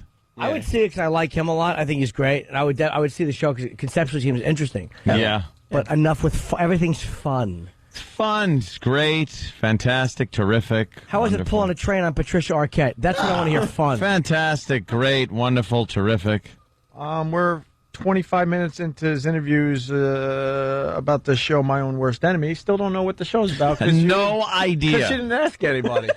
Well, I mean, it's going to be on October 13th. It's not like you're interviewing, like, guys from the office where, you know, people would probably know what the concept is by now. This is a brand new show. You know, hype it up a little. Right. Well, when am I going to get another opportunity to sit down with Michael Maly and talk guts? Well, you got a point there, Sam. Right? Yeah, you got a point there. Yeesh. I think my first question would be, Christian, new show, My Own Worst Enemy. What's it about? Fill us in. Well, I mean, I asked him if he liked being a TV star. All right. Now, you also, obviously, you have, many film credits to your name. Thank you. You were also in Robin Hood, Prince of Thieves. Yeah. Which is it's a good movie. Hilarious. Were you guys just, laughing at Kevin Costner's accent, on the set the whole time? No. We were all very... Of course. He's wonderful. God forbid you were. He's great. No. He was terrific. Wouldn't do that. Oh, yeah. Why, was the accent bad? Yeah, that's the movie that he kept going in and out of accent the whole time. Yeah. I think it came out in 1991. Yeah, you're making a 1991 movie reference, and yeah, that oof. No. Kevin, he was great. Fun, a lot of fun. Yeah. Yeah, you only... Oh, yeah. I'm sure they gave Christian Slater to you for 3 minutes, so why would you ask him what the new show's about? You know. Well, I've always wondered about that Robin Hood thing. Why would you ask what My Own Worst Enemy is all about? Instead, let's talk about Robin Hood. Not even a true romance reference where, that's the movie everybody is thinking about. I wanted to bring home something a little different. Well, you did. We were all very, That's what Jess says, by the way. Sorry. No, we were all very, professional, and we worked well together. And Did you kind of know, though, when they would film scenes, you're like, well, he's not doing the accent. Why isn't he doing the accent? I remember there was some confusion at certain times as to certain moments that were being filmed, but the director was actually his best friend, Kevin Reynolds. So they kind of had this whole thing going together, and for Kevin to take on the role of Robin Hood was certainly courageous. Have you ever heard anybody run in a circle like that without saying wow. anything? No kidding. That was, he was really protecting Kevin Costner there. Well, I guess you don't want to piss off Kevin Costner. Why? He hasn't done anything in 10 years. Part 2. Yeah, exactly. He'll have sex with your wife. Good point. Linger longer. Ooh, Very good. You shouldn't criticize someone's acting. We're doing the best we can. Little lifts. I have little erasers on my feet. And a wig on my head. It looks like a rooster. Certainly does. Well, when Tribeca gets fixed, won't be a moment. I'll say, hey, you talking to me.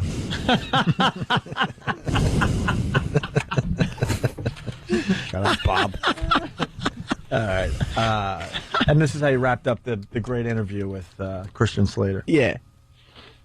Do you get worried that you'll get tired of playing the same character week after week? Well, that's the thing, though, with the show is that I get to play two characters, so it doesn't get boring. Knock on wood, it hasn't, and the way that the show hasn't been on yet. The show. He goes, it hasn't gotten boring yet. The show hasn't been on yet. We still don't know anything about, but that show filmed a few episodes. Mm-hmm. He goes, he plays two people, so it would take twice as long for him to get bored. I would think. Yeah.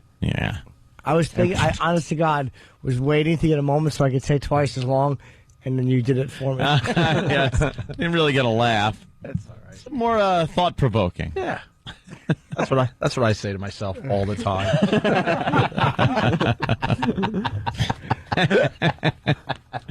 The way that the writers have come up with all these different scenarios for Edward and Henry to be in, it's very human, it's very relatable, I think it's going to be a wild and crazy show. I just can't wait for you guys to see it. Wild and crazy show.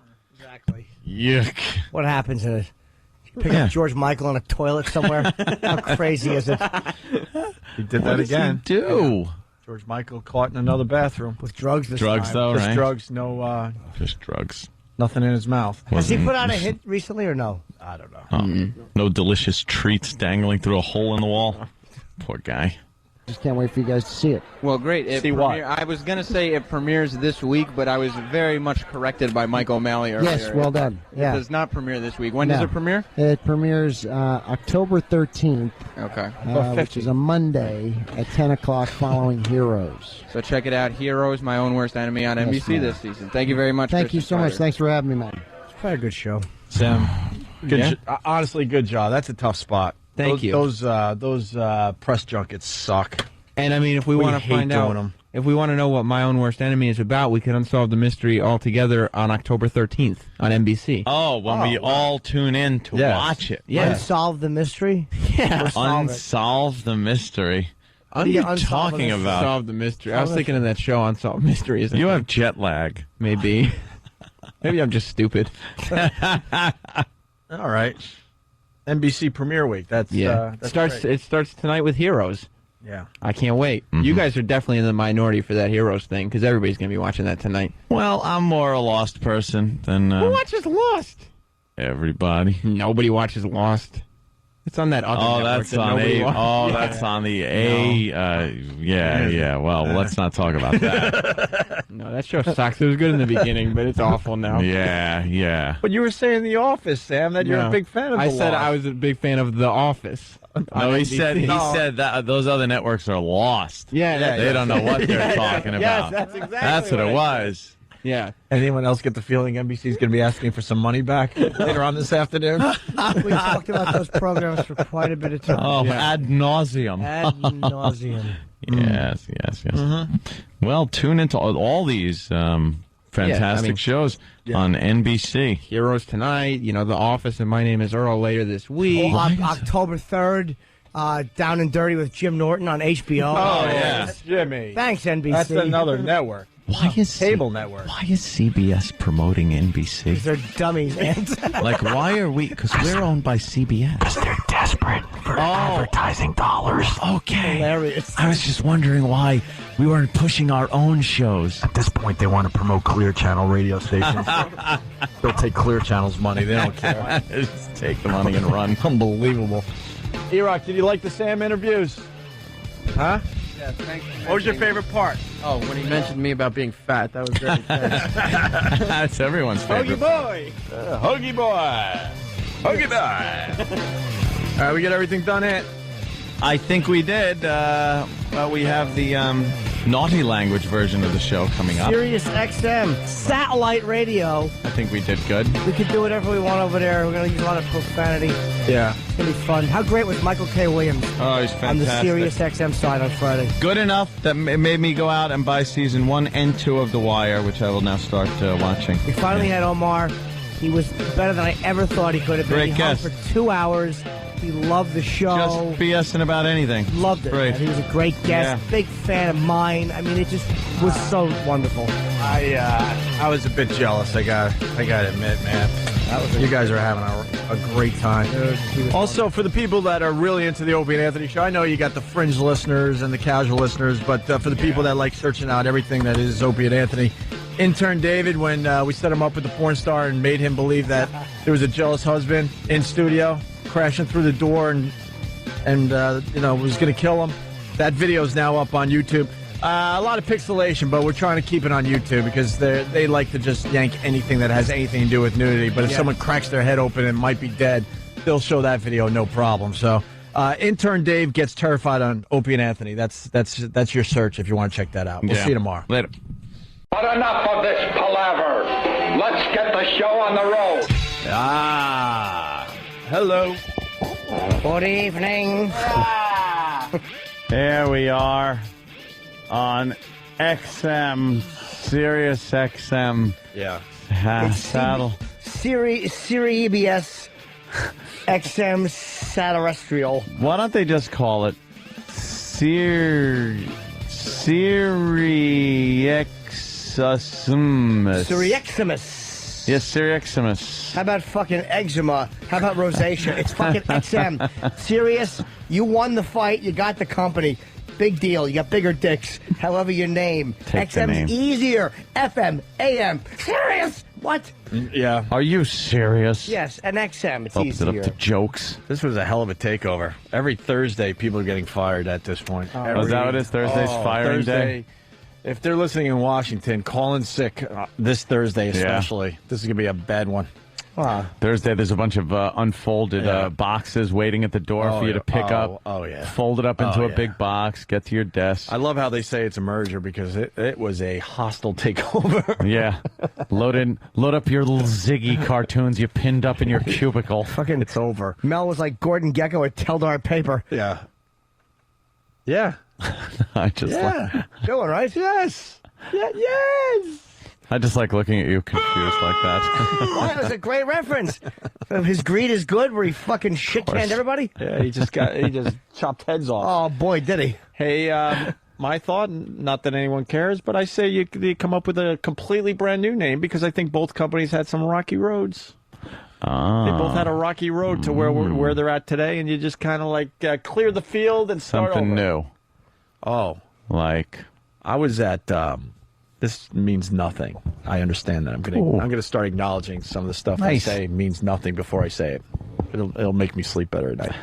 I was at Shawnee Inn up there in the Poconos. Ooh, the Poconos. I was driving home from Scranton and I did a little drive-by because my parents. You wanted to go in the big champagne glass? No, I thought that was every place. That's in the on Poconos. the other side of the mountain, the hacky side, trashy side. Yeah, my parents had a timeshare up there for a long time, and I went. I was showing the girl a little of my past. So we went to Shawnee Inn for lunch, and they have a golf course there that I guess used to have like PGA championships and stuff, or PGA whatever. And they have pictures on the wall, dude. Jackie Gleason teeing off on the first fucking hole at Shawnee Inn, and I thought of you yesterday. Wow. That's the only reason I'm bringing it up because I know you're a big Jackie Gleason fan. Gleason, but they had many pictures of him. I guess he went up there and played a lot of golf back in the day. Yeah, he was based in New York. It wasn't a Hollywood thing. Right. He did the show out of New York, so I'm sure he they had Bob spent Hope. time up there. That's where all those bastards went for entertainment. Yeah, it was the thing to do. Like all the people left the city and went up into the mountains for the weekend. Now they go out to the Hamptons or down to the Jersey Shore. But in the day, it was the mountains. It was all about the mountains. And they had pictures of Bob Hope. They had pictures of Ed Sullivan teeing off, Arnold Palmer. Did I say Mickey Mantle? Mickey Mantle. So I just thought of it. Little history. Yeah, it was pretty cool. I saw that piece of that show about Gleason. What's his name from Brad Garrett? Yeah. How was he? He was. It's so hard for anybody to capture Gleason. Right. You know what I mean? Especially, when they had the scenes of him doing the show.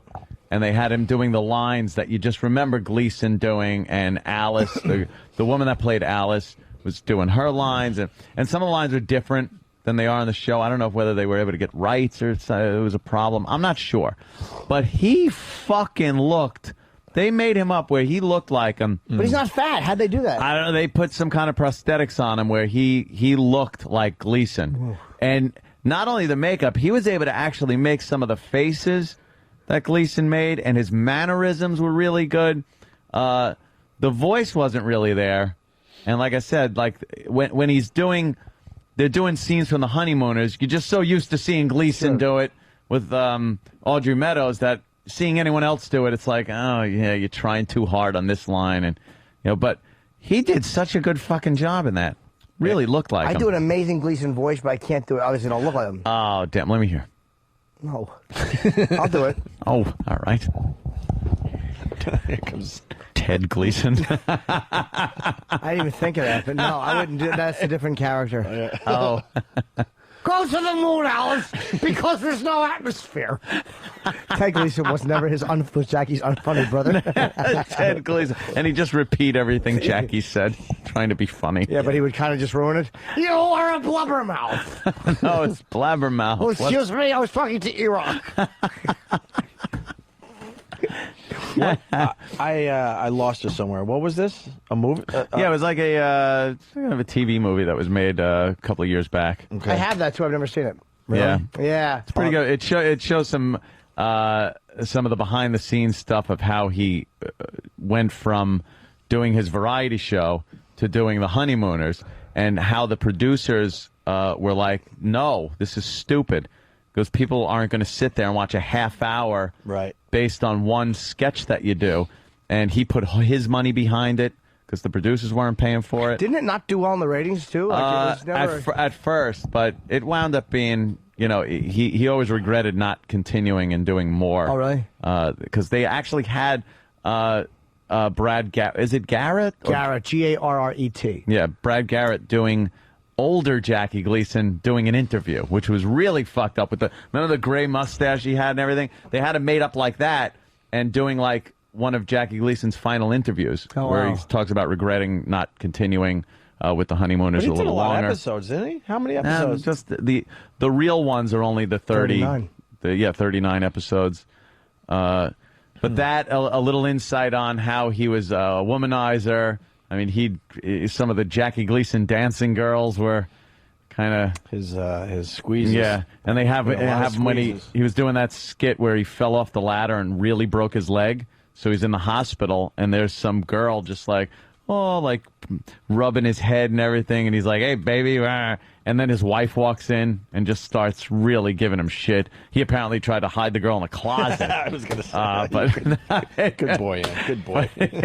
But it was cool. It was a TV movie, and you knew it, so you kind of go into it with that. But being a Gleason fan, I thought it was pretty cool. Well, Jackie was fucking great, man. He was like one of those guys that were like, the boys are fun and broads are load receptacles. Yeah, that's pretty much it. He was just a womanizing, drinking motherfucker who just wanted to have a little fun. Apparently there was something with his father, though. He had some issue where he was trying to please his dad, which I don't know if they added it for drama or if that was really the case. But the real guy probably didn't care. Yeah. He probably told a story once like, just whatever. grab a bitch by the head and start fucking suck my dick. There you go. Well, Suck my pudgy dick. he would have everyone would travel on a train.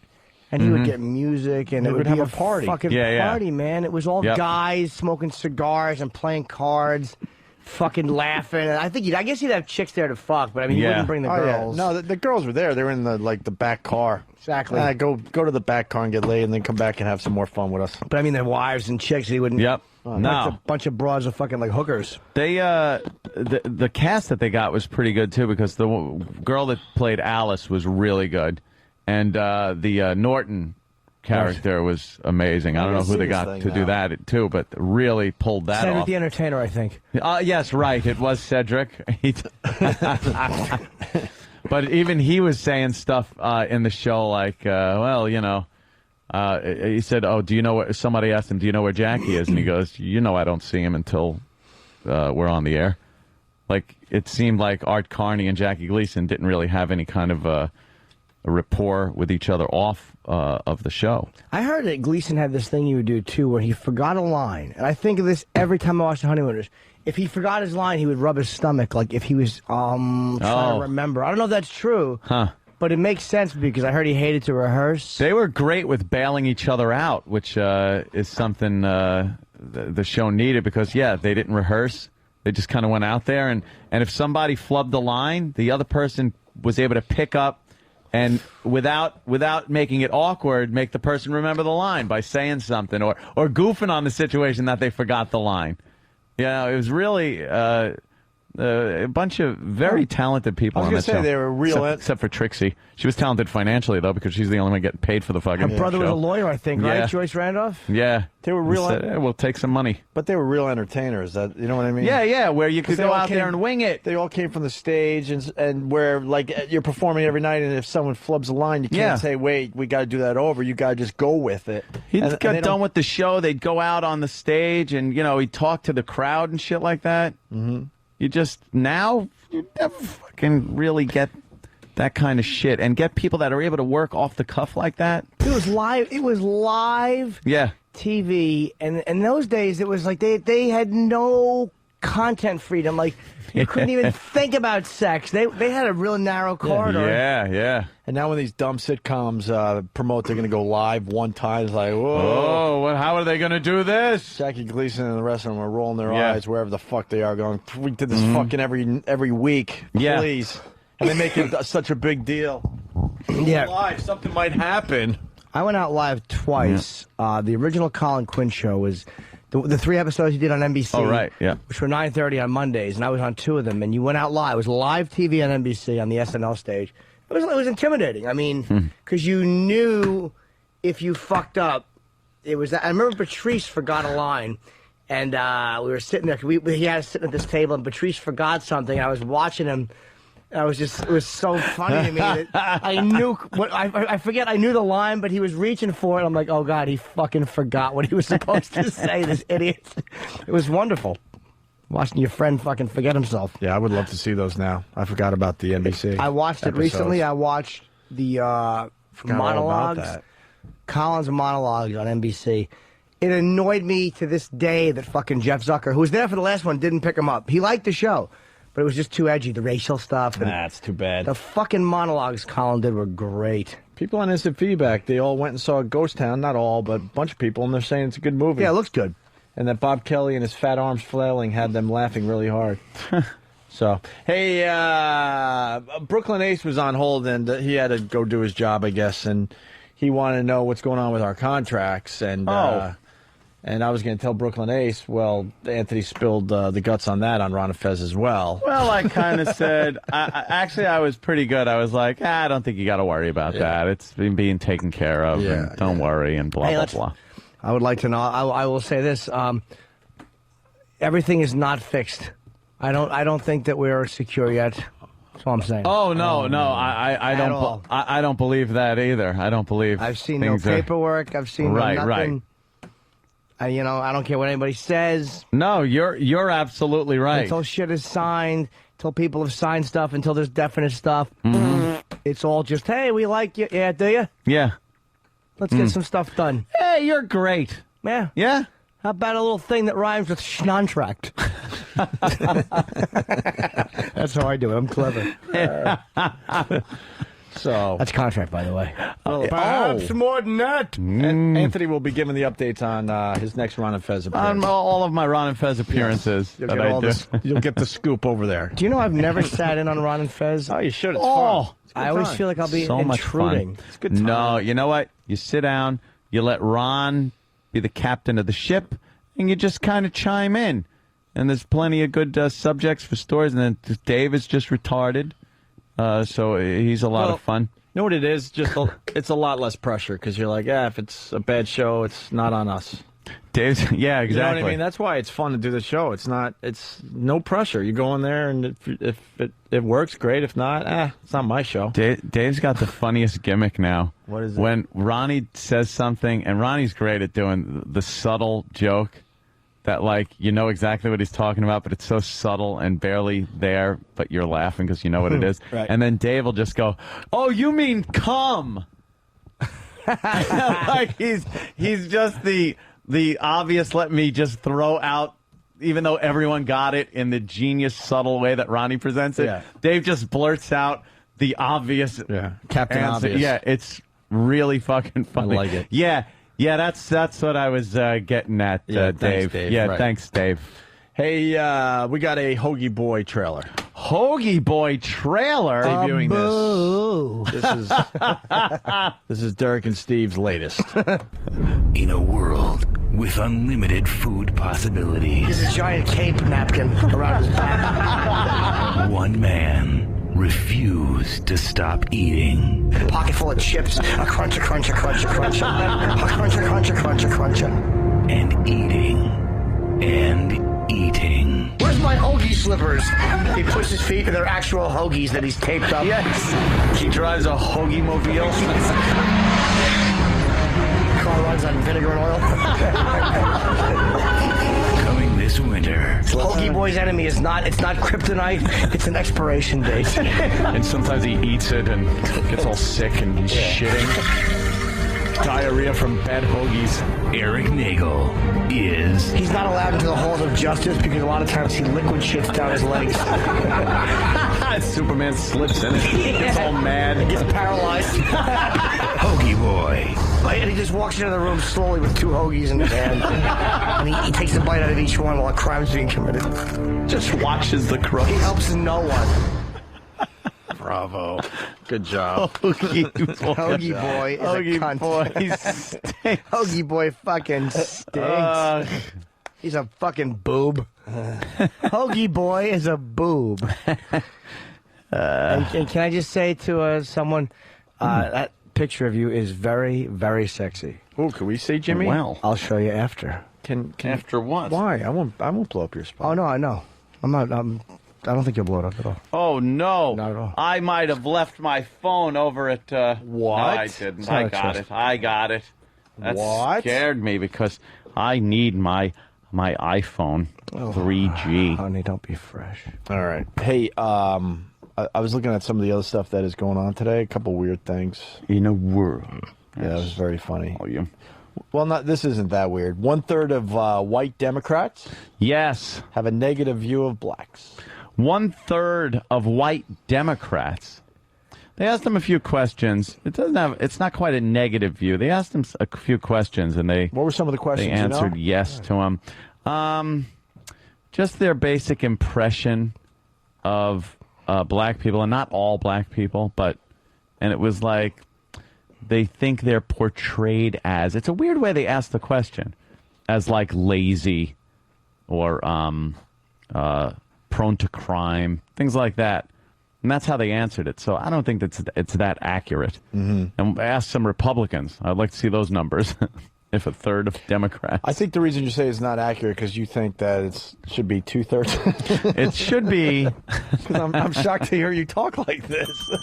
Well, I never believe stats because it's all in how you ask the questions. And you taught me a lot about stats, and you never took a stats class. No, nah. I learned a lot about stats from you. It's so ridiculous how they could make things seem one way, for their own purpose. What was percentages are the best? What was the one about families that really opened my eyes? You said something about families that eat together.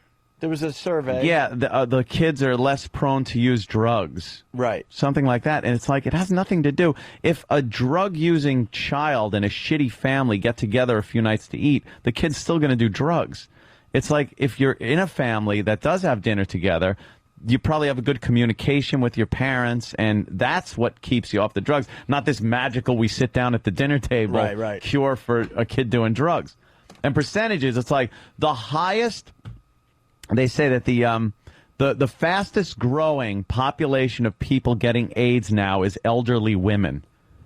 And it's like, well, if you look at it percentage-wise, if there were 2 with AIDS, and now there's 4, it's a 100% increase in the number of people, but yet there's only 4 on the face of the earth. So they can make it sound like, wow, old ladies are getting AIDS all over the place. Old ladies are getting, stuck in the fart box. And it's still primarily gay men and African Americans that are getting a disproportionate number of cases of AIDS.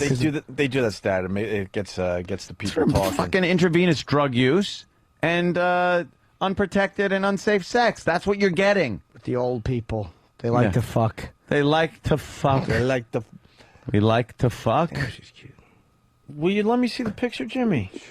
I'll be dead right now if it wasn't for my AZT. We do have Independence clips today. More for you. You asked for them. Got 'em. Good. Jack, South Carolina. How are you?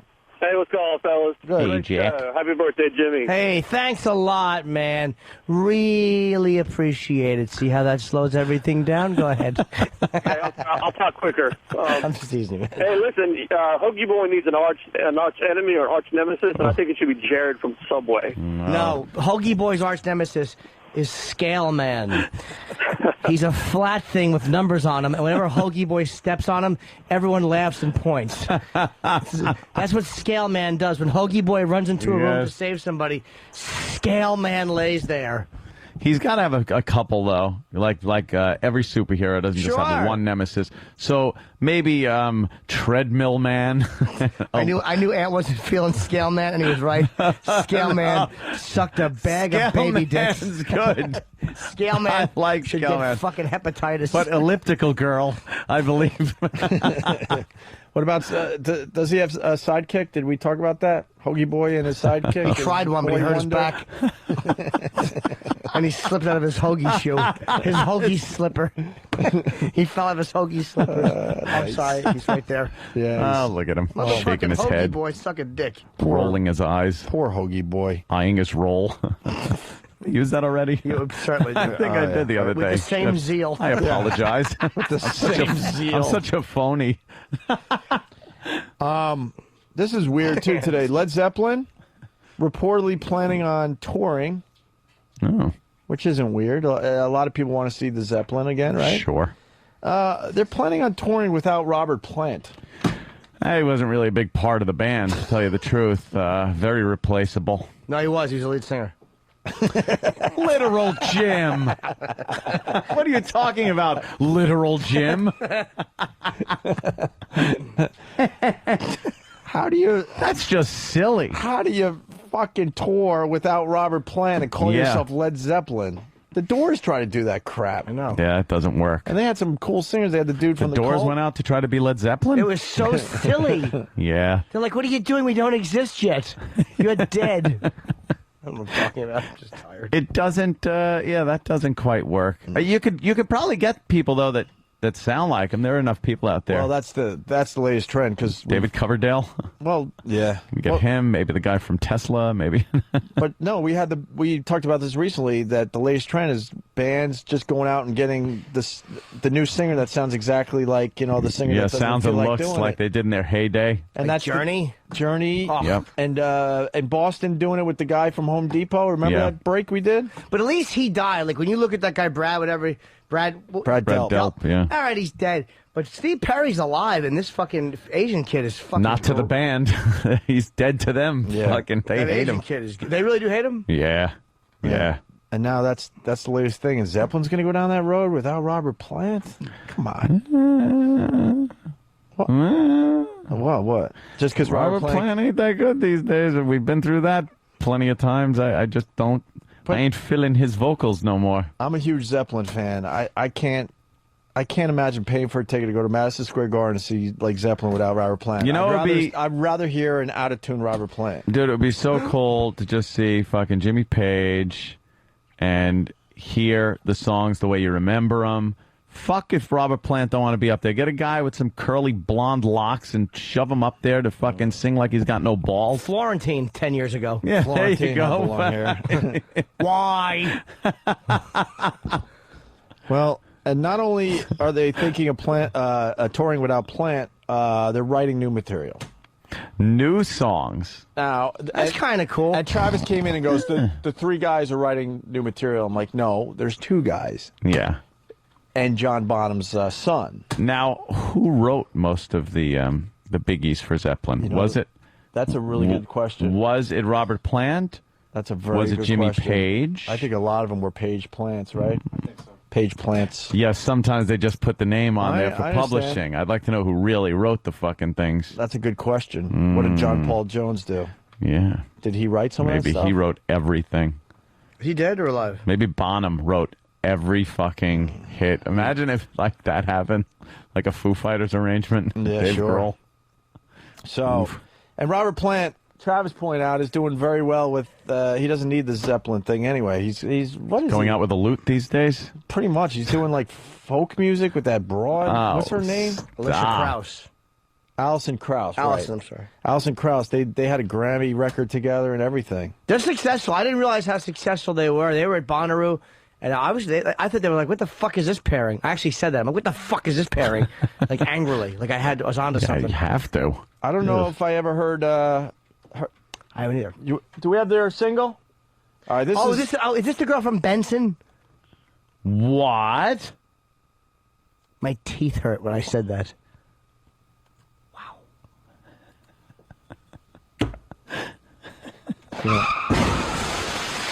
Does anybody remember laughter? Be more funny. It's very rare that I'm actually embarrassed after a line. Could you explain that one? Yeah. Because I was really even trying to figure out like Alison if I had the Krauss. knowledge to get that one. The lady from Benson. Yeah. Was Krauss. And so I said. So you have to be a Benson fan to get that joke? A Benson. You have to be a real Benson You have to fan. be a hardcore, I go to the conventions every year, Benson fan. Right. So the lady Like, was, I hear I you, barely Benson. know who Benson was. Yeah. Robert Gleason. Robert Guillaume. Guillaume, what the fuck his name Or is. whatever it is. And then there was the Jimmy's governor. getting angry. Did you watch Benson every week, Jimmy? I haven't seen Benson in fucking 10 years. I'm waiting for new episodes. You remember Krauss? How do you not? I hear you! He would always motherfucker behind her back. I wasn't a big fan of Benson. No. Well, he was a snotty black guy. He was the original smug guy. He had some. He was pretty funny. Yeah. Some soap. Then he got his own. Wow. All right, listen. I am to radio what fucking a tub full of water is to radio. Just completely stop it. Explain it. A tub full of Fucking El Zolcho. Listen, why don't we listen to Alison Krauss and Robert Plant. This is why he doesn't feel like doing the Zeppelin thing. I don't think I've ever heard this. Not a fan of the Robert Plant solo projects. Although Tall Cool One Yes is a great song. Like the Honey Drippers? No. Everything seems okay, babe. You wake up and find that you're alone. Cause I'll be gone. This beat is fucking great.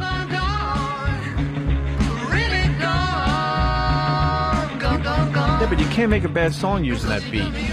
All the This is the Beatles. it's all of them back in the day. They all had that kind of like. No other man. I wanna be your lover, baby. I wanna be your man. That's what song this is. Buying a stairway. You know what? It's a good song. But anyone could sing it. This would be a good What's song so in 1968. But what's so special that Robert Plant's singing this with Yeah, her? he doesn't have to sing this. She could have got any dude. Anybody. But it's Maybe- Robert Plant. Maybe this stuff's easier to sing live too. Like when he's doing this. This is all stuff he originally sang with the voice he has now, Gotcha, yeah. as opposed to when he had a much younger So we voice. can go out and say, look, I'm singing. Fucking Norton makes a point. After that bomb before. You absolutely did. I'm standing in a smoke-filled crater, and I make a point. I raise my finger triumphantly. No laugh, but a point. Hoagie Boy wants to know if we want to hear another song by this. We do. This duo. Well, Thank you. please. I can picture Hoagie Boy enjoying it. He's got two hoagie fucking buns on his head with a little thing attached to him. He's got music piped into it. Hoagie headphones. Oh wait, we got another arch. Yes, sir. We got another arch enemy coming in for Hoagie Boy. Oh, that's why I was distracted. Cool. Jimmy. I'm sorry, That's Michael in Atlanta. Yeah, I got a nemesis for Hoagie Boy. I'm a sit-up. I didn't hear you. Yeah, we didn't hear you. Dr. Sit-up. Doctor sit up. Yeah. One more time. Yeah, not again. It was the doctor sit up. Doctor sit up. Sit up, Yeah. everyone. All right, let's hear the other one. Hope Hoagie Boy cuts his hand off. Some kind of accident that easily could have been avoided. Of course. He hadn't been holding a hoagie. He puts it in an elevator to hold the door so he can go down and get his chips. Just like amber. In colors red and gold, they set us on fire. There's something to be said for dying young in a band. You don't like this? Jim Morrison, Janis, Jimi Hendrix. It's nice, but what do you do with this? Well, he's probably close to 70 years old. He's in his mid-60s. Exactly. What do you do with this? Elvis, even. Right. This is what happens when the people don't drop dead. I need Travis because they're ripping off Kiss? Stupid Kiss. Stupid Roll and Turn Me On, that dumb movie, and I sat through it with the guy and the girl. A love story, but they sing a lot of songs. I spit on your grave. They're ripping off, Once. Thank you, Danny. Once. I didn't need Travis. I had Danny right here. Travis talking to Mike. Oh, okay. Roland turned me on this movie Once. He did? Yeah. Sounds like a chick flick. The guy's a musician trying to find himself, going through a breakup, meets this girl, and they're singing Sounds songs for the whole sweet. thing. I like music and lyrics. What was That the hit song, song that for movie was Once? great. Was it? I Did you sit didn't through it? see it. Well, Why would I no. see that? I know, to tell you the truth, there was a few months I was kind of hostage to shitty movies. To be honest with you. What was the worst movie I you was had to just going to ask that. What was the worst one? movie you had to see during that hostage? Love Actually. Love Actually. Adam Ferrara's in that. That's why it sucked. Was My Adam good? friend was in a shitty movie. No, Is it's that the one with the it's around a political campaign? Sleep. I didn't care. No, bad. The only reason horrid. It was on TV one day, and I saw Adam Ferrara in it. Is that the one that he was in? I didn't. Love Actually, yeah. It's a terrible name. Yeah. Yeah. Can we play the hit song from the Once? All right, listen. Tell me. That wasn't it, though. The worst one I saw was that stupid one with the fucking, where they're on the boat, and, yeah. The Natalie Wood story? Not Kate Hudson? Wow. Yeah. Fool's Gold? Fool's Gold. Oh, boy. They're saying that's one of the worst movies ever made. Yeah, well, I'll People concur. are saying. And people are saying. Yes, people are saying. Yeah. This Alison Krauss and Plant, this is what they're doing. This is Once. The hit song from Once. Just saying, this is the vibe they're going for. You can turn it up a little bit. Maybe it'll sound cooler if you turn it up. I don't know you, but I want. Holy shit, this is putting me to sleep. Wait, this is terrible. Wait for the hook, man. Hook. See? This is droning. This is what Plant and Krauss are doing, though. I would bet 10 people are enjoying my observation. This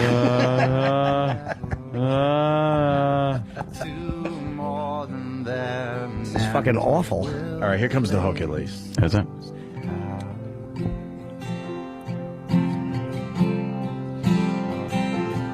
Bring it on home. Take this sinking boat and point it home. We've still got time. Raise your hopeful voice. You have Oh, God. choice. You make it. This is the same fucking song. Wait, which came first, though? This. Wow. Whatever. That's what Krauss and Plant are doing. Jeez, that's horrid. That was a huge soundtrack and a huge movie for the chicks out there. All right, we got Dumbest Person alive. Then we're going to take a break. Then Didn't he just play the clips for us? Hoggy Boy. He's rolling his eyes in there, or eyeing his rolls. Look, in the dumpster, laying in a chaise lounge. It's a lump. It's a tumor. It's a Hoggy Boy. Hey, man. Danny's got a setup for the Dumbest Person. Look, today. in the toilet. No? Okay. Under my shoe. Hardening and turning white on someone's lawn. It's Hoggy Boy.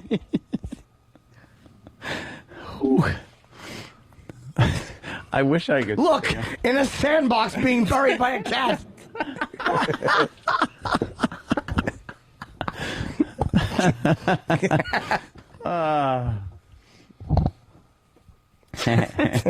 Hoggy Boy.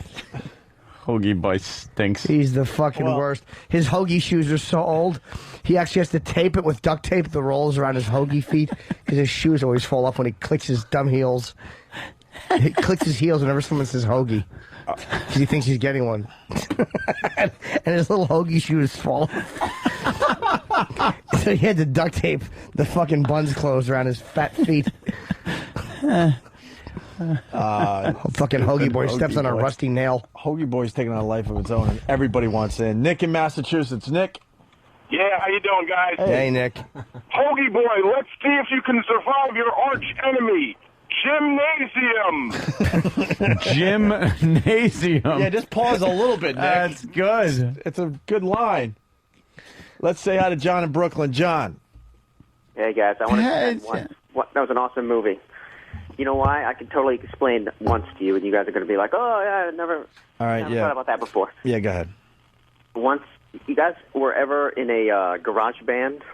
Yeah. That movie is all about what it's like to be in a garage band, because the big scene in that movie is they go into some studio and they want to make an album, and the producer's like, yeah, whatever. Mongo. Yeah, his sidekick is Sloppy Joe. That's funny. Sloppy Joe. Hoggy Boy and Sloppy Joe. Let's go to Scott. Sloppy Joe has little Sloppy Joes on his feet, so no one wants him on the shag carpeting. Get Sloppy Joe off the white shag. Hoggy Boy. Let's go to Scott in California. Scott.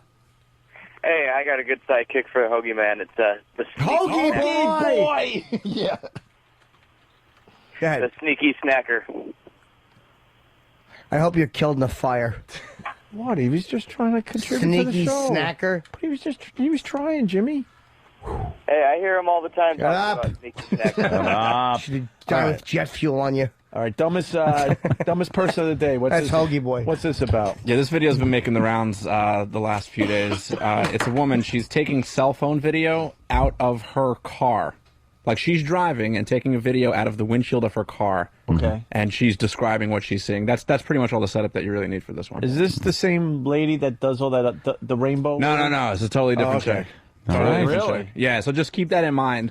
All right. As you listen to this She's driving. She's taking a cell phone video. A cell Taking phone video out the window. All right, here we go. Alrighty.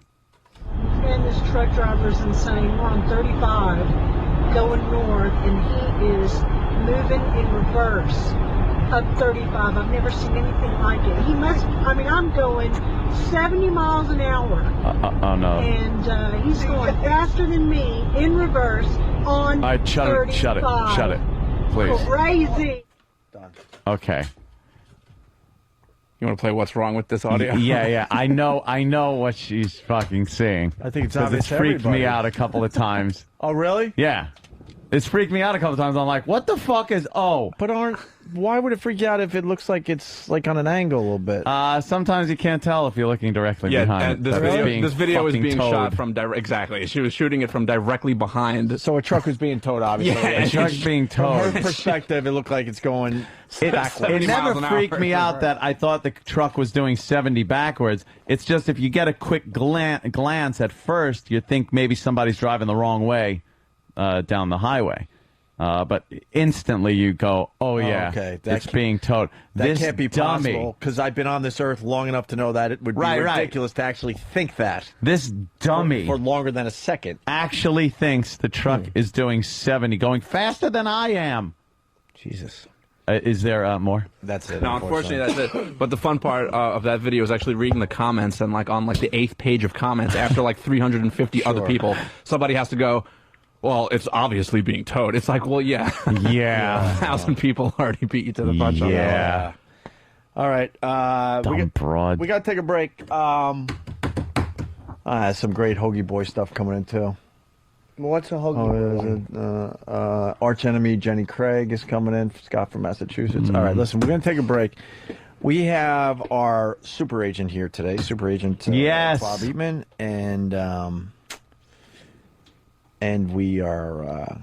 This is what goes on when things like contracts and things like that come up. Yeah. We're very committed to continuing our show for the listener. But not today. And it takes, sometimes it takes a sacrifice, and people say, well, that's been a lot lately. Well, this is the time. But once, things are all taken care of, right, then, we're back to normal. But during this time, there are appointments and meetings and things like that supersede all other commitments. And that is the truth. We're committed to continue, which means we have to leave early today so we could get that done so we could continue. Right. Right? So we can go until, What we're going to do, though... 11:30, 11:45. We played some of the highlights, but I was sitting home on Friday, and I was just glued to the radio. Anthony spilling his guts on Ron and Fez. E-Rock spent most of the morning kind of cutting out some of the fat. Not that there was much.